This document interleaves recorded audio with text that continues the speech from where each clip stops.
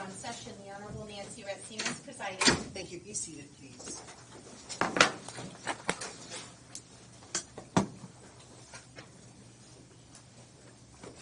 All right. Good morning. It is Friday, July 17, 9 a.m. You're here for Family Law Docket for Department 1.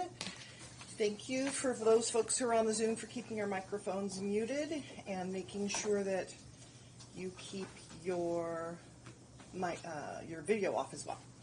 When your case is called, you can unmute your microphone. You can put yourself back on video. All right. I have 25 participants on the Zoom and probably close to a couple of dozen-ish folks who are in the physical courtroom. If you have an item that you believe is ready and you're on the Zoom, you can put the case name and docket number in the Zoom chat. Likewise, you see 3 folks who have already done that. If you believe your item is ready, you can do the same. Docket number, case name. We do have some overs and offs for this docket. I'm going to run through that one very quickly. Item 5, Felderman and Harper. This is a strike per attorney Brightread.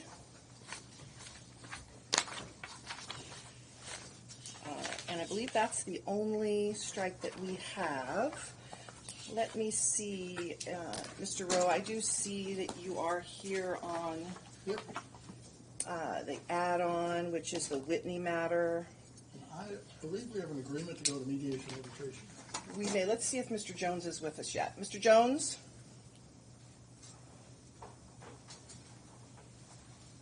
All right, I suspect this will be a short matter. So let me pay attention to the Zoom, and I'll call it when I can. All right, and Mr. Warren, I see you here. I'm going to have you wait another probably 5 or 10 minutes, and then I'll circle back to your matter as promised yesterday, all right? All right. Thank you, Your Honor. Yes, thank you. Do we have an appearance on item 3, the McKinney-Crosby matter? Go ahead, Mr. Warren, and take yourself off of video so you don't appear in other people's records. You probably don't want that. Attorney Jones, he has to appear in California, so he's going there first, and then he does. Okay. All right. So, okay. All right. We don't have folks on item 3. This is on for supplemental readiness, but I have agreed papers, and I'll recall that. I'm trying to take the fast stuff first. Let's see, on item 13, Yazinski and Yazinski. Yes, Mr. Smith. Do we have, is it Ms. Gilmore still involved in the case? Yes, Your Honor, I'm present. All right. The note that I have on the board says request for a set-over. Mr. Smith, is that a request you're making? That's a request we're making, Your Honor. We still have to achieve personal service on Mr. Yasinski, so Okay. that's what he said. Ms. Gilmore, your comment? That's agreed. This is technically an order to show cause, so my understanding is it should be struck and re-noted with another motion in order.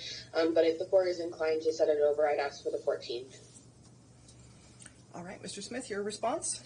I mean, I guess we could. I mean, this is only going to increase fees. You know, I think we're here. I think we could potentially set it over. I have no opposition to the 14th.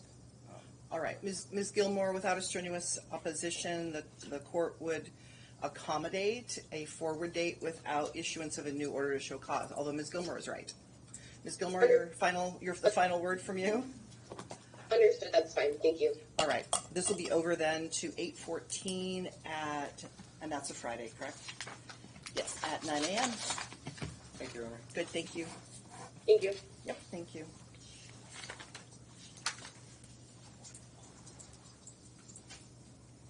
I don't think Ferris is number 14. It's number 4. Let's address the Ferris matter, item 4.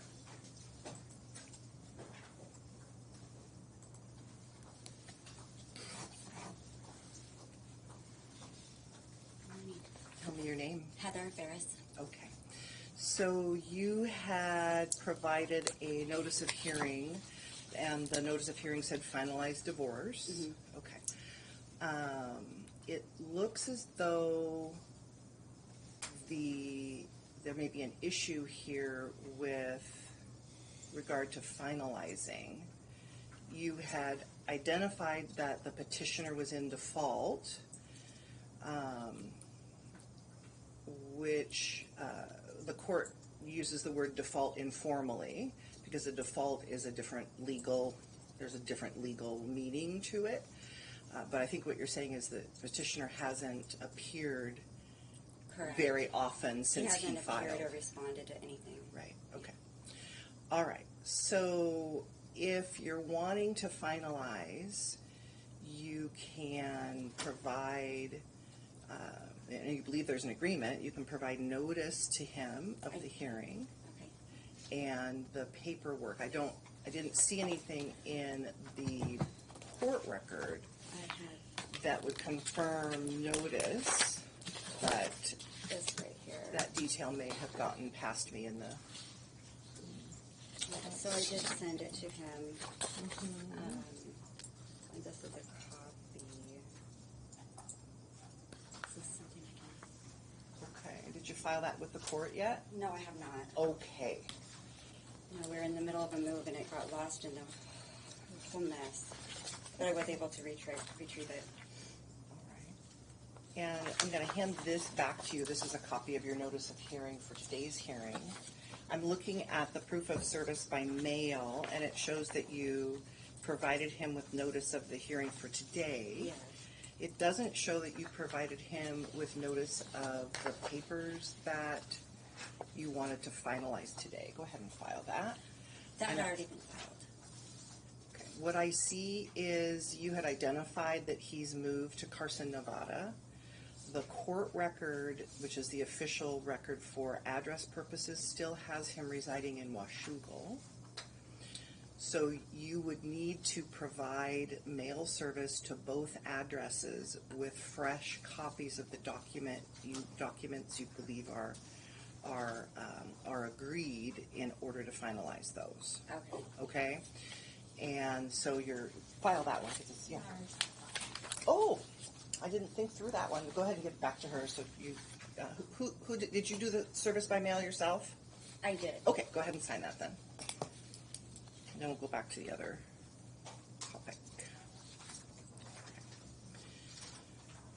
So your next proof of service would need to confirm that you did indeed mail it to the official Washougal address as well as the address you believe he may be at now in Carson, Nevada. Okay. You would refile all of your proposed documents, which in your case are going to include findings of fact and conclusions of law, Okay. final divorce order, a declaration in support of entry, and that is a local form, not a state form, so it's on the court's website, not the state's website. Oh, okay. And you would note your hearing to be heard in front of the court commissioner on the agreed finalization docket. Okay. Okay. It's possible there may be some ping-ponging here, depending upon how things kind of turn out in terms of the mailing of the notice and whatnot. And I'll provisionally apologize in advance in case I see you again in a couple of months about that. But your next step is this one, and I know you'll hope that this will be the step that'll get things finalized for you. Okay? When are those agreed finalizations dockets starting in August? Are they both on Fridays? They're both on Fridays. So there's one in the morning, one in the afternoon. That is correct. Okay. They'll be based on the case to me. Okay. All right. Any other questions about that? No. Good. I appreciate your Wonderful. help. Of course. Thank you. Thank you. Yep. All right. Let's call item 12 the Blanco Hope matter. See if we have Ms. Turnbull is here. Do we have Ms. Blanco? Ms. Hope. I'm sorry, Ms. Hope. That's okay. I spend time reversing your last names. At least I'm consistent. I don't know if you're keeping track, but I'm, trying to be consistent. Ms. Hope? Yeah, it's just saying that when I try to do the video that it's disabled says the host has disabled your video. Did you just get a pop-up that said, click this to start video? Yeah, there we go. Yeah. Excellent. Thank you, Your Honor. All right. So we were here on a return, and did you receive any copy of an email from Ms. Hope yesterday? I did, yes. Okay. My assistant gave me word that Ms. Hope had some medical incidents, so just want to make sure everybody received that email. Yes. Okay. And Ms. Hope, did you have any comment about that at this point? Yeah, I'm in the middle of it.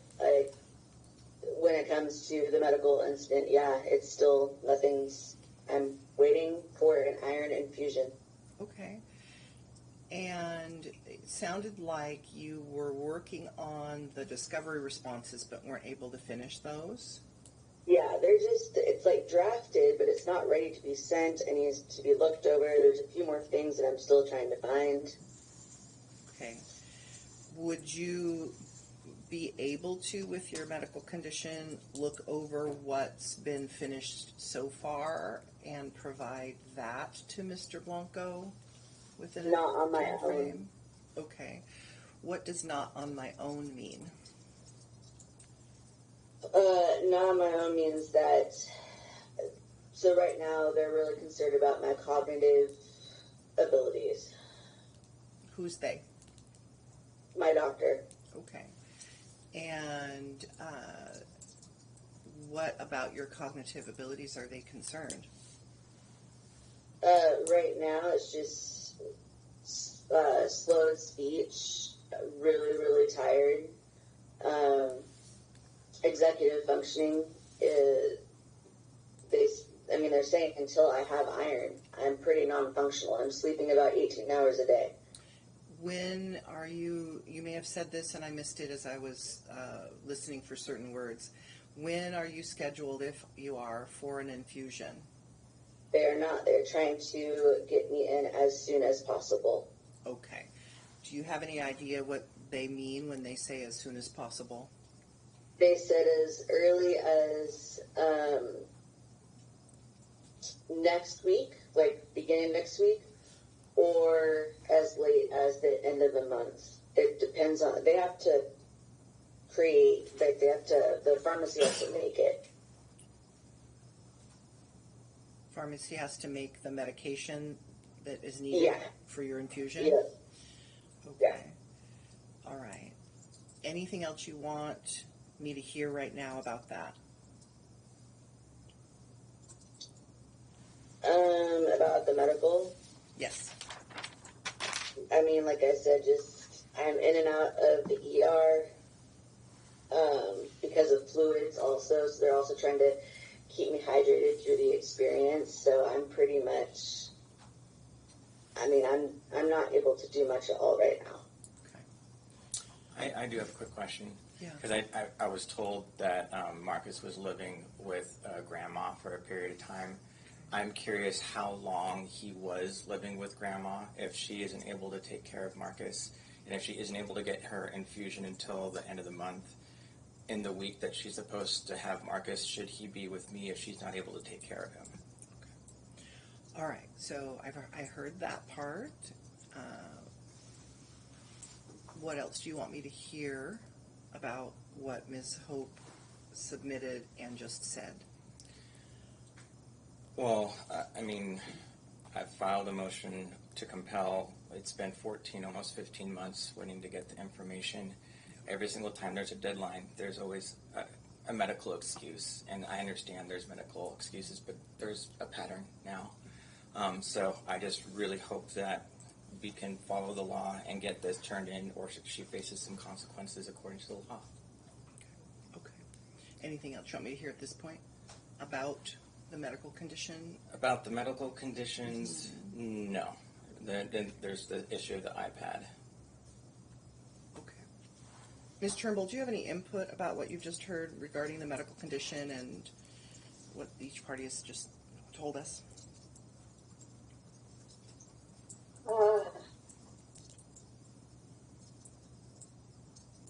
I do think there's a bit of a pattern. I also understand that with chronic health conditions, stress can make it worse, can make chronic conditions worse. And so I think there's probably a combination of factors going at play here. I don't have a full assessment of Grandma's home or her ability to care for Marcus, so I will leave that to your discretion. But I think that there are some complexities to mom's health. Ms. Hope, tell me what's happening with your child's care right now while you're going through this medical problem. So Grandma lives very close, and Marcus was the one that actually said he wanted to stay with Grandma. I asked him, do you want me to call Dad? He said, nope, I want to stay with Grandma. So they have a great relationship. She brings, he's over here with her. My dad's here. I have full support of the family, and he is very well cared for. How old is Marcus again? He's 10. Okay. So mom and dad are in charge of making decisions about such things if a parent is not able for a temporary period to provide daily care. We don't want to put a 10-year-old in the middle of that, of choosing that. It's always fun to visit grandparents, but let's talk about what you expect, Ms. Hope, in terms of your ability to provide day-to-day care for Marcus right now. And just to be clear... Hang tight, I asked Ms. Hope Okay. a question. Okay. Go ahead, Ms. Hope. I'm sorry, can you repeat that, Your Honor? When do you think you'll be able to have Marcus in your full-time care again? The doctor is saying once I get the infusion, it only takes 2 days for that to really get into my system and to get back to normal. So I am really hoping that it happens next week, and then when it's my week again, I should be fine. Okay. Marcus is with Dad right now? Marcus is with me. in this moment is with the grandparents? Yeah, and Megan had told me that he was with Grandma at her place. That was my understanding. Now it sounds like she's saying that Grandma is there at her place with them. So I just want to understand what exactly is going on with the living situation. All right, so hang tight. So the court wants to direct the nature and extent of communication about Marcus and whatnot. The court is not inviting pointed questions that one of you is asking the other or the other of you is asking to one of you. All right? So I just want to be clear, a docket is not the time for a deposition or testimony or cross-examination. Got it. Okay?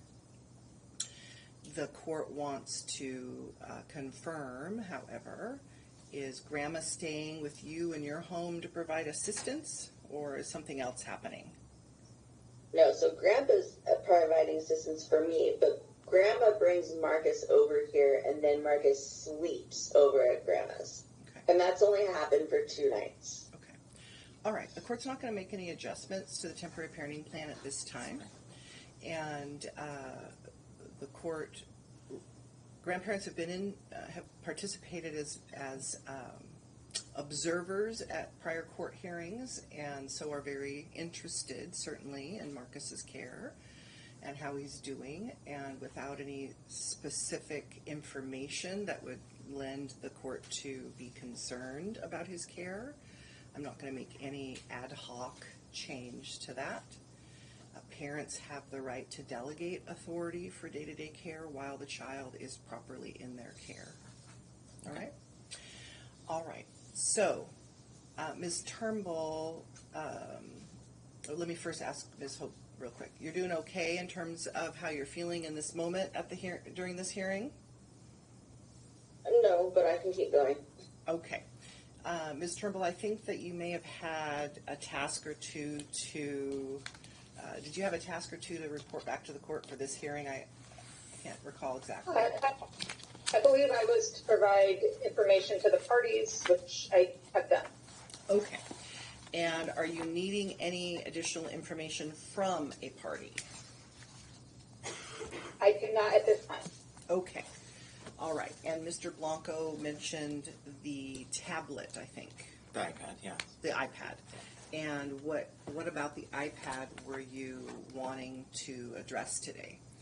Well, there was the issue of images that were on there, and you had addressed Ms. Hope to go ahead and get those images off of the iPad. Right. And I messaged her and asked her to do that on app close, and asked her to delete any copies and to sign out of anything. And she said that she would much rather just deal with the court process. Okay. How would you characterize the communication about the iPad solution, images solution? Ms. Hope? So I did my due diligence, and I also was in contact with Ms. Turnbull about that. So it is not easy when my son has numerous files interconnected with Simon's files on the iCloud. I spoke to MacForce. I can make the appointment.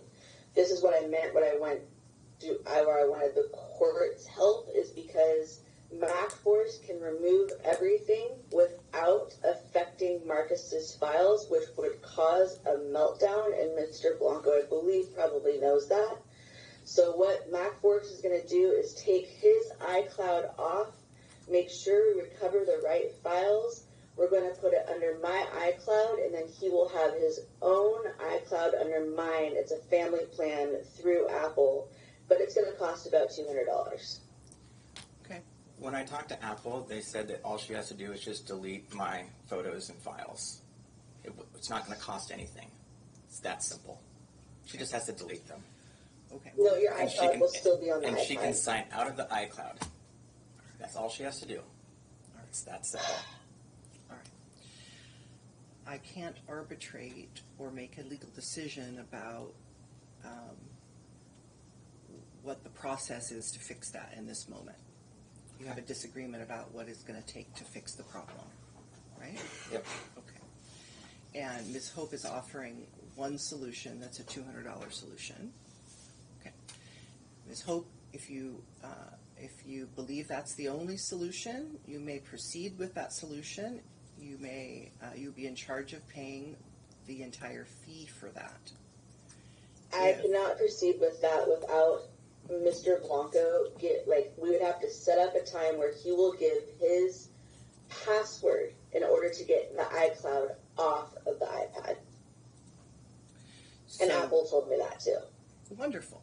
So you need to set up a time for a remote Zoom or some other kind of communication, and you're going to both walk through it together for the free version of solving the problem. Ms. Hope, would you be able to commit to a specific day that could work for you for that purpose? Not right now. Okay. Only because I am on literally day-to-day hold of the infusion. All right. So then Monday, July 20th at 10 a.m. will be the time that you two will have a Zoom meeting. If Ms. Hope's infusion is scheduled for that time, she will communicate with you And we'll just reschedule. and you'll reschedule. But if the infusion is not scheduled for that time, then 10 a.m. on the 20th is the time you will have the remote meeting. If it's on that time and date, can we just set a parameter of rescheduling within 3 days so it doesn't keep going and going and going? And I want to give her 2 days to recover because she said it would take 2 days for the infusions to really kick in. If it can't happen on the 20th, then we'll be back with each other and we'll schedule another time for it. Okay. Okay? I don't Also want... have to make sure that Apple has that time available. So you need to schedule with the Apple Genius? Is that what you're telling me? so they can help I you? guess I went through MacForce because they were much more in depth of helping remove things as in Marcus's files so they don't get erased. So you would schedule with MacForce. I can talk to Apple. I just want to make sure that Marcus, he's already had a meltdown about the possibility of him losing his files. I'm really trying to prevent that for him. I think that's a great idea. So schedule with MacForce for 10 a.m. on Monday, July 20th. Probably want to get that scheduled today to make sure that they're available. They said I need at least a 3-day. Well, Time. today is Friday, Saturday, Sunday, Monday. That's 3 days. Business days. Did they? They did. That's the rule? No, he's saying that's what they have about right now. That's what their time frame is. All right, then you'll do it at 10 a.m. on July 22nd. That's 5 days. Okay? Unless there's an infusion at that on that day and time. So July 22nd, 10 a.m. Mm-hmm. We'll be back here on July 31st for review, 9 a.m. And You said 30th or 31st? 31st, 9 a.m. And I would ask Ms. Hope to work as she's able to work through the discovery items, and hopefully you'll be able to have some forward movement between now and the 31st. We'll see how it goes, okay? Your Honor, I have a quick question. I have nothing for Mr. Blanco when it comes to anything discovery. He does have 800 and something pages, according to my attorney, in that file that I've seen for discovery, where I have 0. So, yes, sir? Yes. So I have been putting everything together. I have about 75% of it. What I'd like to do is give her what I have today. And then if I can get everything in by July 31st, the rest of it, I should be good.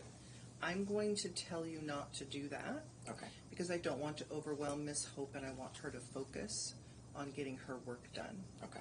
So the new deadline is 7/31, and we'll discuss on 7/31 the exchange of your discovery materials. Should I turn in any of the information that I have right now so she has it, or wait until No. I have all?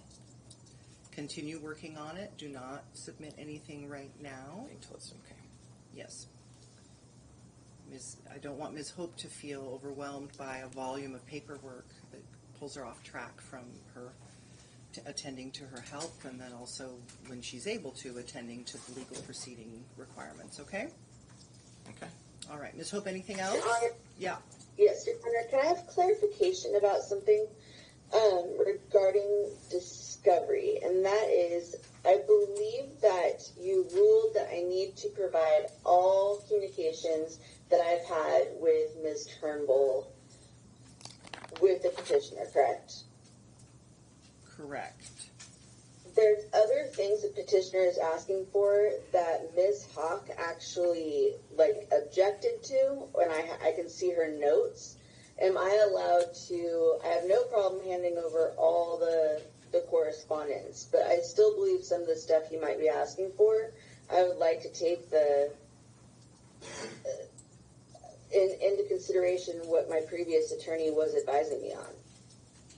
I don't have a motion for a protective order in front of me. I don't recall us having a conversation about your concern that some items were privileged in some way.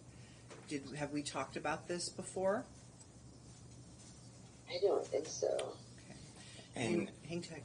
You need to submit any item, any document that you believe is privileged directly to me in Department 1, and you need to identify why you think it's privileged and should not be shared as part of discovery, and that Okay. that needs to happen by July 24th. So that's probably now going to be your top priority, so that perhaps somebody can, if you're not able to get to the courthouse, somebody can get to the courthouse, put the documents in an envelope with a cover sheet or a letter that says for private review. The word for that is in camera, but it's just private review of the judge, and make sure with each document you tell me why it shouldn't be shared as part of discovery. Some of it's not available. Some of the medical stuff that I've tried to get, I have not been able to get. So what do I say for that? You say exactly what you just said. You identify. Okay. Yeah. Okay. Yeah. Mm-hmm. And those, hang tight, I will not my forget only you. concern is the 24th. As we look into this next week, my doctor, they were saying you need to just not do anything. No court stuff. Hopefully get your iron. Sleep. They're like, you're not cognitively in a place where it's fair for you to try to do anything. And I understand what they're saying. Like, I'm not functioning very well cognitively. Do your best to beat that deadline, please. Okay? Do your best. Anything Okay, else? I'm just really concerned about my health at this point because it continues to decline with anything that has to do with court. And I've heard you. I've told you just to do your best, okay? okay, thank you. All right. Mr. Blanco. Specifically what she was talking about, the objections to the interrogatories, none of them were about privilege. It was just saying that they objected it because it was too extraneous to answer the question. It was too broad. Okay, There was nothing about privilege in her objections on any of them. Thank you for that. So whatever the nature of the objection is, if it's something other than privilege, I just need to know what that is, and she'll do her best about that. I believe that is everything we can do today, and we'll see you on the 31st. Thank you. All right, thank you. Yeah. All right, thank you. McKinney and McKinney and Crosby, I think we have Mr. Jones here. I do see papers, and I see Mr. Jones, and I see Ms. Jones. I don't think you're related, though, right? No. Okay. No. All right, and I did receive through my assistant an email that indicated Ms. Jones approved of the form of the final orders. Yes, I sent up the findings, the parenting plan, and the child support order signed by my now former client. My withdrawal was effective yesterday, and the opposing party. All right. And are Derek McKinney or Channing Crosby in the courtroom or on the Zoom? Okay. Your Honor, Yes. I responded yesterday. I was actually out of town. I've been reviewing the various drafts, but I still have questions, and so I'm not gonna. I would just not. I'm not fond of the agreement that they've reached, so Okay. I'm going to leave it at that. Do you acknowledge that they've reached an agreement? I do acknowledge that, yes. All right. Mr. Jones, do you have any comment about that? No, it's a long distance parenting plan. That's just to ease Miss Jones. I think they've reserved on the school age of the child. So this parenting plan is really only going to be in place for a couple of years. All right. All right. And Ms. Jones, did you have any concerns about 191 factors or other factors that the court should be considering before confirming the agreement? So yes, Your Honor, there are some potential 191 factors. In the beginning of this matter, there was domestic violence with mom, and that was handled through diversion and a treatment plan. There have been some emotional issues on Dad's behalf that he acknowledges and is now being treated for. And there's also withholding by mom. I believe I did a lot of work with the couple and the family last summer to make possible the very first visit that the child had with Dad, and then there was a second visit that I was not involved in negotiating with. And I did that all, I think that was, most of that was prior to Mr. Jones joining the case. And then Dad has recently moved from Washington State to Tennessee, which is to be closer to, I believe, wife's family. And so those are the concerns that I had going forward. And I'm not at all sure that we have the proper income amounts on the child support worksheet. But again, that's sort of out of my scope. That's very, very, very much out of your scope as the guardian ad litem. I'm confused, though. The email that my assistant forwarded to me at 5:29 yesterday from you said, Mr. Jones, still, apparently the court was copied, Ms. Nig was copied, still on the road, go ahead without my signature. What has changed between 5:29 last night and this morning and your objections in your role as guardian ad litem? So, Your Honor, I didn't say I approved. I just said go forward because he was sending the All right, final I've signed order. the orders. They still had red lines on them. I've signed the orders. I'm striking the trial. I've reviewed the GIS and the jabs. Thank you. All right, the add-on then, the Whitney matter. Mr. Rowe is in the physical courtroom. Mr. Jones, stay on screen, please. Yeah, so we've come to an agreement that we're going to enter an order to mediate and arbitrate with Judge Gregory next Friday. We're going to enter the order next Friday. We're going to mediate, arbitrate with retired Judge Nichols. Okay. And what was the trial date set as? 3rd and 4th of August. The 3rd and 4th of August. Okay. So we'll maintain the forward date and do a supplemental readiness? The intention would be to have the order entered before next Friday. So we just keep on. So You send it to arbitration? Okay. I heard mediation, which is a different. You're gonna move forward under the Uniform Arbitration Act, then. Correct. Okay. Yes. So go ahead and get me an order. Once I have that, I will address the striking of the trial. Thank you, Your Honor. All right. Good. Thank you. Sorry, just to be clear, this is not your case. This is Judge Gregory's case. He was just gone. So I don't want you to think that it's your trial. Oh, yes, and I did know that yesterday, but in this moment, so you should submit that to Judge Fairgrieve and whatever his department's process is for striking trials. Very good. It belongs to him. So that means I can recycle. I should not give you too much work, Judge. Oh no, I appreciate that, getting some off my desk. Yeah, awesome, wonderful. Thank you, Mr. Rowe. Appreciate your patience. All right, then let me see on item number. Let's see, done all those. Yeah, item number 7, the McQuanant and Komalafi matter. Yeah, I'm here, Your Honor. This is Tickets McQuarrie. Okay. Yes. You're Mr. Komalafi? Yeah. Okay. So we have a procedural issue here, all right? And I want to walk through it and then invite any questions about it before I finalize what the steps are going to be today. So we had the trial on the parenting plan, and we established the parenting plan. At that time, there was the administrative order in place. Parties declined to ask the court to establish child support in court. Mr. Komalafi has filed now a petition to modify child support.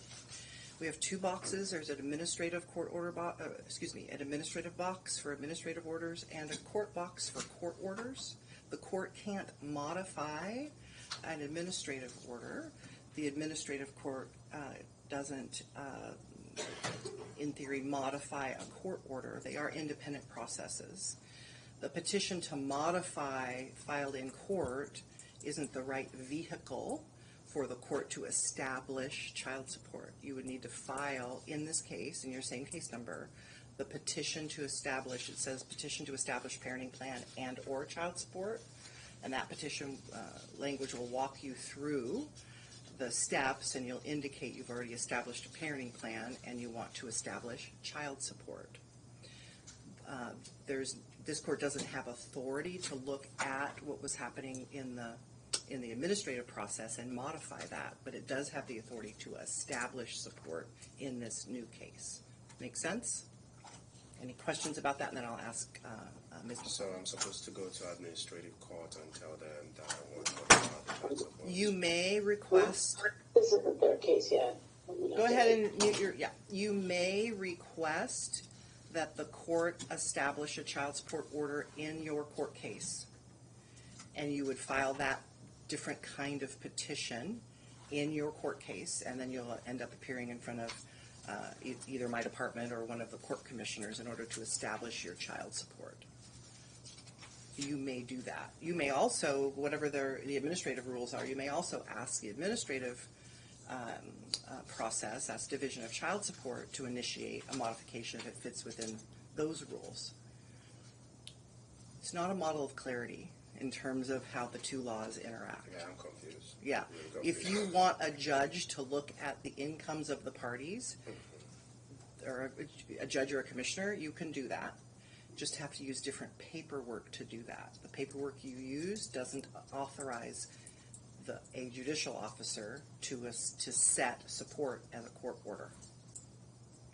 Okay, so I need to go file another paperwork. You may, if you wish, if you want the court to make an order about child support, you need to file a petition to establish parenting plan or child support. That's a form that has been filed in this case. You filed the petition for the parenting plan back in 2024. It's the same form. You just need to now request the child support part of it instead of just the parenting plan part. Okay? All right, sounds good. Because I remember you told me, it was in February when we had that case, and you were asking me, do I want child support? And you said no, yeah. Well, I thought it would make the case too complicated. That's why I said Understood. no, not Yeah. like I didn't want to modify it. Yeah, yeah. Yeah, I'll go ahead Yeah. and do that then. The court can absolutely establish child support, not under the legal theory you filed the case under. Okay. So it would be, if you wish, a do-over, for lack of formal words. Okay? Alex? Let me ask Ms. McQuanton, did you have any questions about what you've just heard me say? Mostly I just wanted to, I guess, ask you, so I initially, the child support was handled by the administrative office, and he disagreed with their order several times. Right. He appealed, so I guess that's what I have to say. I don't think he likes the amount, and there's no basis to, modify it. Right. It'd just be... Right, so he's asking the court to look at the incomes, and it would be from the time you ask properly with the right paperwork forward. Nothing can go backwards. Prospective, not retrospective, not retroactive. And if he makes that request, and the court will consider establishing child support, and will consider all the income of the parties and the circumstances without regard to what the Division of Child Support Administrative Order says. It'll be a fresh look. Okay, can I have these statements in like a writing so I can process You've them? heard me, so you want to make sure you're listening carefully. If you'd like to get a copy of the court proceedings, you can request that through court administration, and then you can watch us talking. Yeah, that works then. Okay. I'm sure this is all going to be in the proceedings. So. I'm sorry. I'm sure this is all going to be in the proceedings. I mean, everything. I don't know what the clerk just notes that the matter is being called. The clerk doesn't transcribe live what's being said by everybody. So the clerk's notes may reflect everything that happened. Can I use a pen to write the form that I need, and then maybe I can... It's the petition to establish parenting plan and child support. Do you have a pen? Excuse me.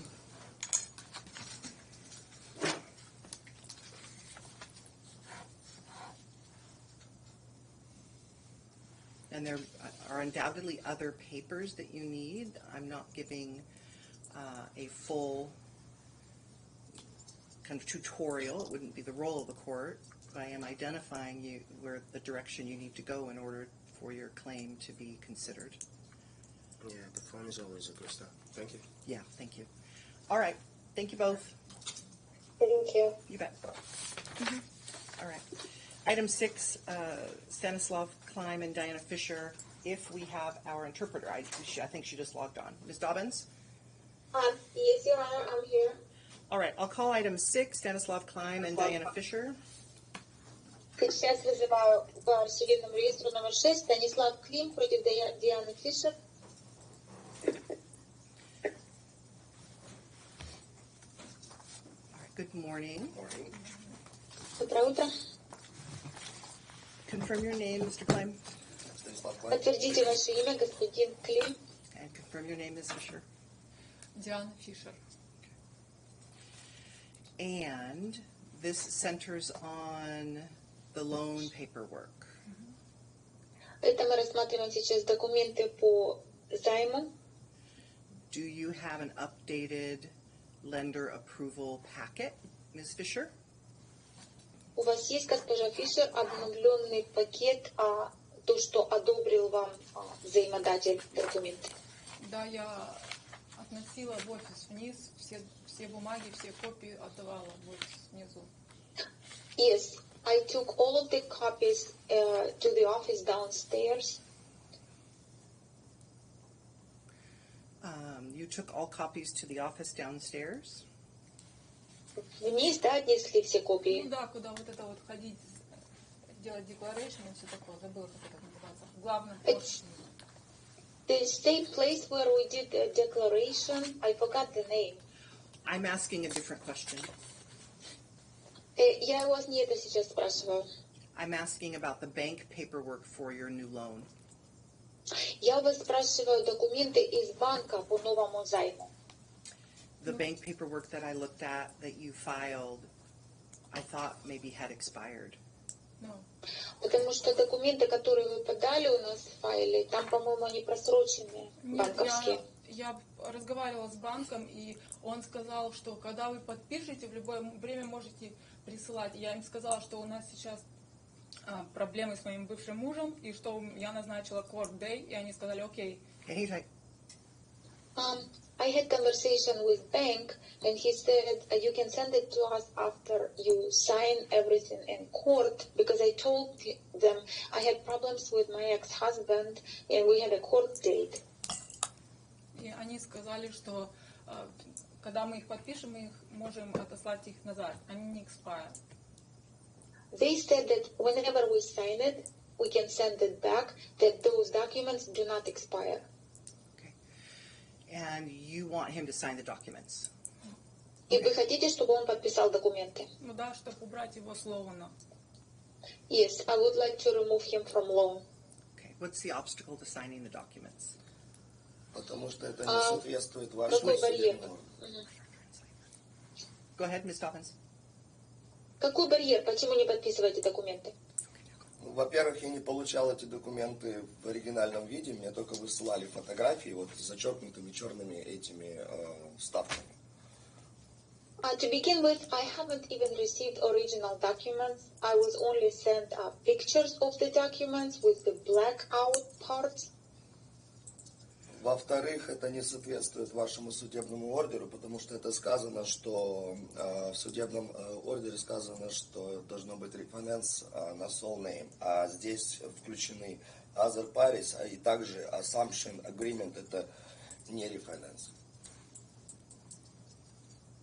And second, it doesn't correspond with the court order, because in the court order it said refinance in sole name. And this one includes other parties and also the assumption addendum. So 3 topics. 1, no originals. 2, what does sole name mean? And 3, what does the loan assumption addendum mean? Значит, у нас здесь 3 вопроса. Первое, это то, что вам не выслали оригиналы документа. Второе, это то, что означает на одно имя, чтобы был займ. И третье, что означает вот это вот добавочный документ по предполагаемому. I'll deal with number 2 first. Сначала я вам объясню пункт номер 2. Sole name means not Diana and Stanislav. То, когда здесь написано sole name, это означает не Диана и не Станислав. Sole name does not mean Diana and other people. Это не означает Диана и другие лица. She may choose to have other people on the new loan as long as your name goes off. Она по своему выбору может добавить других лиц на этот займ. Самое главное, чтобы ваше имя убрали. As to the first item, А в отношении первого пункта, do you have the original documents? In my car. у вас есть оригиналы документов? И я еще хотела сказать, я ему предлагала встретиться несколько раз, чтобы он мог посмотреть оригинальные документы. Он не хотел.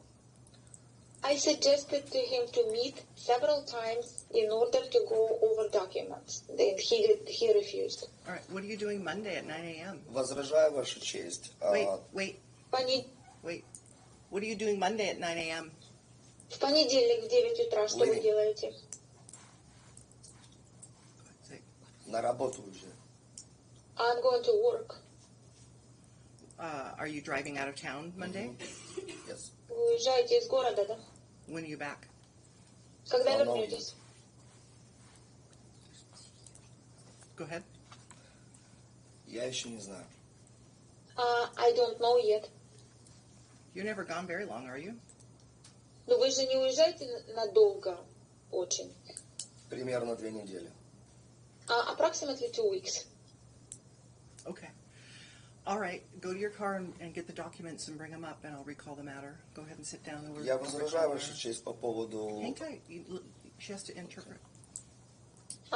Я вам говорю, что вы пошли в машину, взяли документы, принесли их сюда. Okay. Я возражаю, Ваша честь. Вы добавляете человека через assumption loan. Я работал и трудился на этот down payment, а вы теперь вписываете другого человека, которому просто передается мой down payment. I object, Your Honor. You are adding another person through assumption addendum, but I was working hard and I invested money into down payment, and now the down payment goes to the other person. You're mad because you didn't like the ruling that I made, and you're mad because someone else's name is on the loan assumption paperwork with Ms. Fisher. Понятно, что вы рассердились, потому что вам не нравится мое решение, и вы рассердились, потому что там другой человек будет добавлен через вот этот добавочный документ. Для меня это выглядит как бизнес. Я был согласен с final order'ом, так как я понимал все-таки sole name и refinance. Понимаете, есть разница между checking account и saving account. Это 2 разные вещи. To me, it looks like business. I was okay with the final order because it said sole name and said refinance. Those are 2 different things. It's like a, let's say, checking account and savings account. Okay. My ruling is going to stand. I will not. Я подтверждаю свое решение. I will not be changing my ruling. Я не буду менять свое решение. I've clarified how the court defines the phrase sole name. Я вам разъяснила, что общественный суд истолковывает под понятием sole name. It's important for you to comply with the court's order. Очень важно, чтобы вы выполняли судебный приказ. And I want to give you a chance to do that. И я хочу вам дать шанс это сделать. Go ahead and sit down. Ms. Fisher is going to bring the original documents, and I'll recall your matter. Okay? Пожалуйста, садитесь, госпожа Фишер принесет оригиналы документов, и я опять вызову ваше дело. We'll address it later. All right. Just a minute or two, I'll be right back. All rise.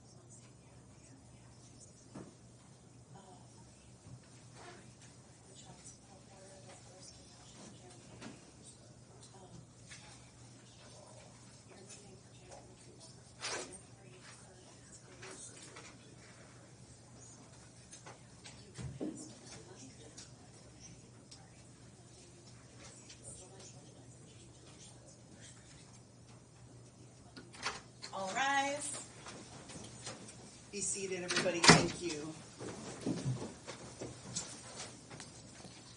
All right.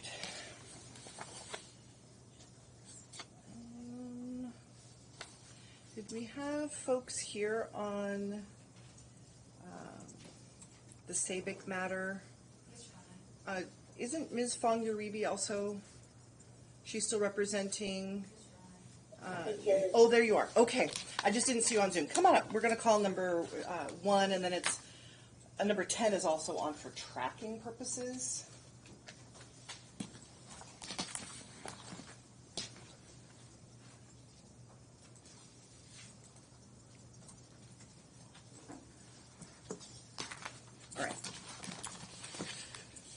All right, go ahead and tell me your name again for your... Elizabeth Champek, formerly SABIC. Yeah. And Ms. Fong Uribe, you're here on behalf of Petitioner Nahad SABIC? Correct. All right. All right. And the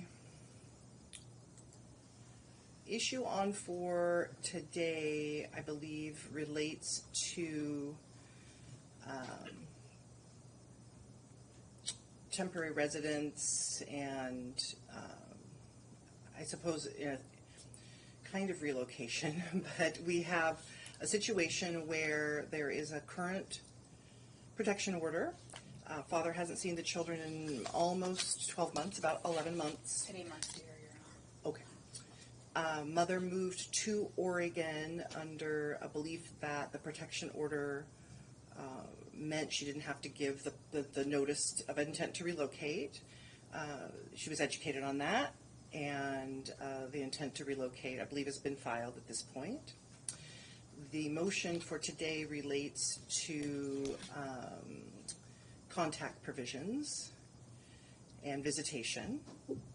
The protection order specifically says that a family court order would be an exception to the protection order provisions as to the children who are named as protected parties.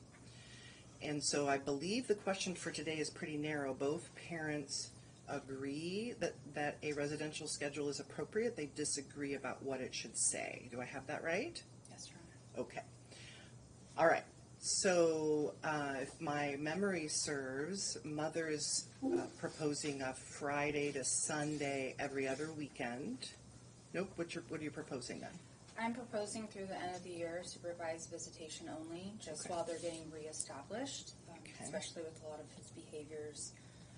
For example, I didn't tell my kids about court last time, and they told me that Dad is texting them saying court's horrible. I'm so annoyed at all the paperwork. So I just want some time for him to be supervised while they reintegrate. Mm-hmm. And then I propose visits in public areas where it's safe.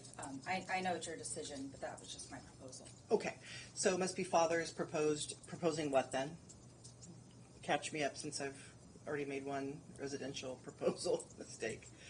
My client would like at least, this is summer, if we could do some schedule that mimics what his current parenting plan time is, which was the Thursday to Sunday, Thursday to Saturday, depending on his work schedule. Right. All right. And respond, please, to Mother's proposal for supervised visits now for a reintegration period. So the children have, in this case, because they're older, have been texting and talking to Dad. I don't know anything that she's talking about because she didn't submit that. I'm not aware of him. We have submitted a whole bunch of text messages between the children and him. His concern is that the children are being left alone. They continue to advise him that they're being left alone. So I want to stop you. I want to stop you because we're not going to have the trial parts of things. I know there are lots of disputes between the parties, and I know the pleadings extend far more broadly than the narrow issue that the court is asked to decide today. And I think your client's not asking for a custodial change, and so the court's not going to hear argument about problems in either parent home. The question I asked was, respond specifically to Mother's request for supervised visits that she's requesting today. Yeah, okay. So my client has done and let me just clarify some things. The motion that he filed did make a request for custodial change in the event that mother has been leaving the children and whatever they're saying is accurate. And that's denied for today. That's denied for today. Okay. Okay. And we had requested an investigator or guardian ad litem. We can deal with that after. But as far as the schedule goes, the children are mature enough to be able to visit with dad. They have a relationship that's been established. There isn't anything. He has completed a anger management and domestic violence assessment. Basically, it says that he's got some complex PTSD. He's continued to go and attend his treatment. Things are going well. He's got 2 younger children that he does have unsupervised visits with. So for this to suddenly need to go supervised is ironic, given that she had previously filed before we filed a response. Now that she's angry with him, she wants to basically ask for supervised visits, which is inappropriate. Yes. So mother's filed proposed parenting plan asked for every other weekend, Friday to Sunday. Mother today is now wanting supervised visits due to an allegation relating to father and child contact. The court can't consider that today because we can't just come to a docket without it was filed putting in my things in writing. response to the objection. I filed the new parenting plan in there. I didn't see that. I didn't get a copy of that. When did you file that? That was filed in my large response. It was 42 pages long, if I remember correctly. A response to objection of relocation with the parenting plan. I didn't recall that. Yeah, the court doesn't recall that either. The court recalls a proposed parenting plan that had an alternating weekend schedule. All right, so what I've heard mom say, we don't need to prove that up. What I've heard mom say is that you now want supervision because you believe that father is talking to the children in a way that he shouldn't.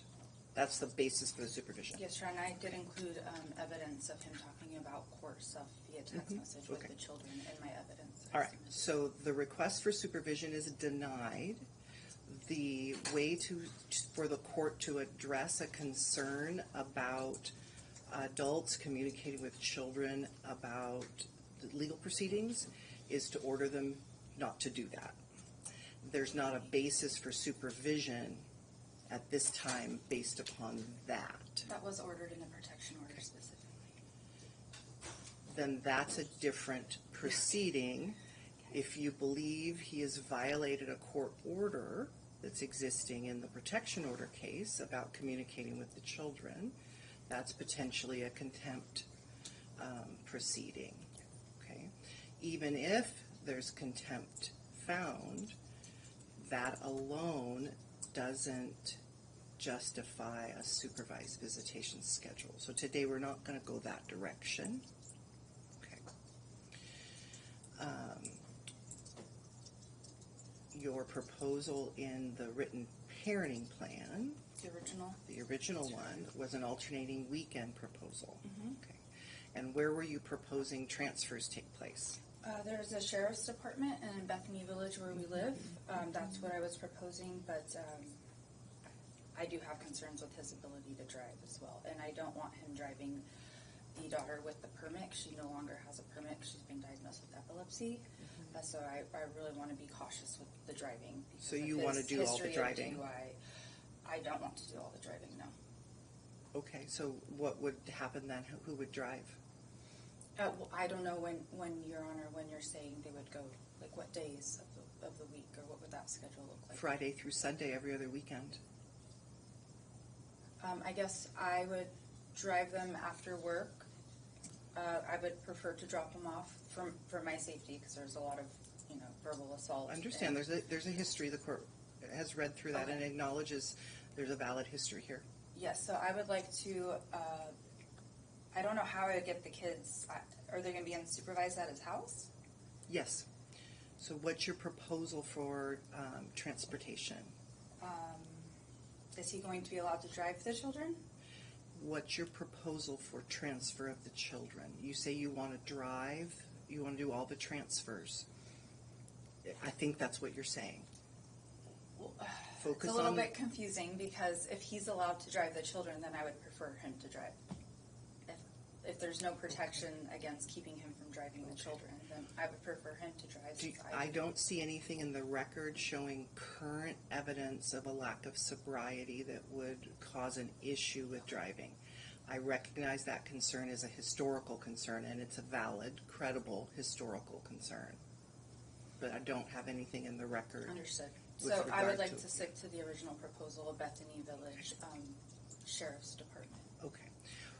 Suggest a midpoint, something that is further away from your home, closer to his home, and somewhere in the middle. Is there a police department in North Portland? There are police departments in North Portland. Something off I-5 or 2 I-5? Okay.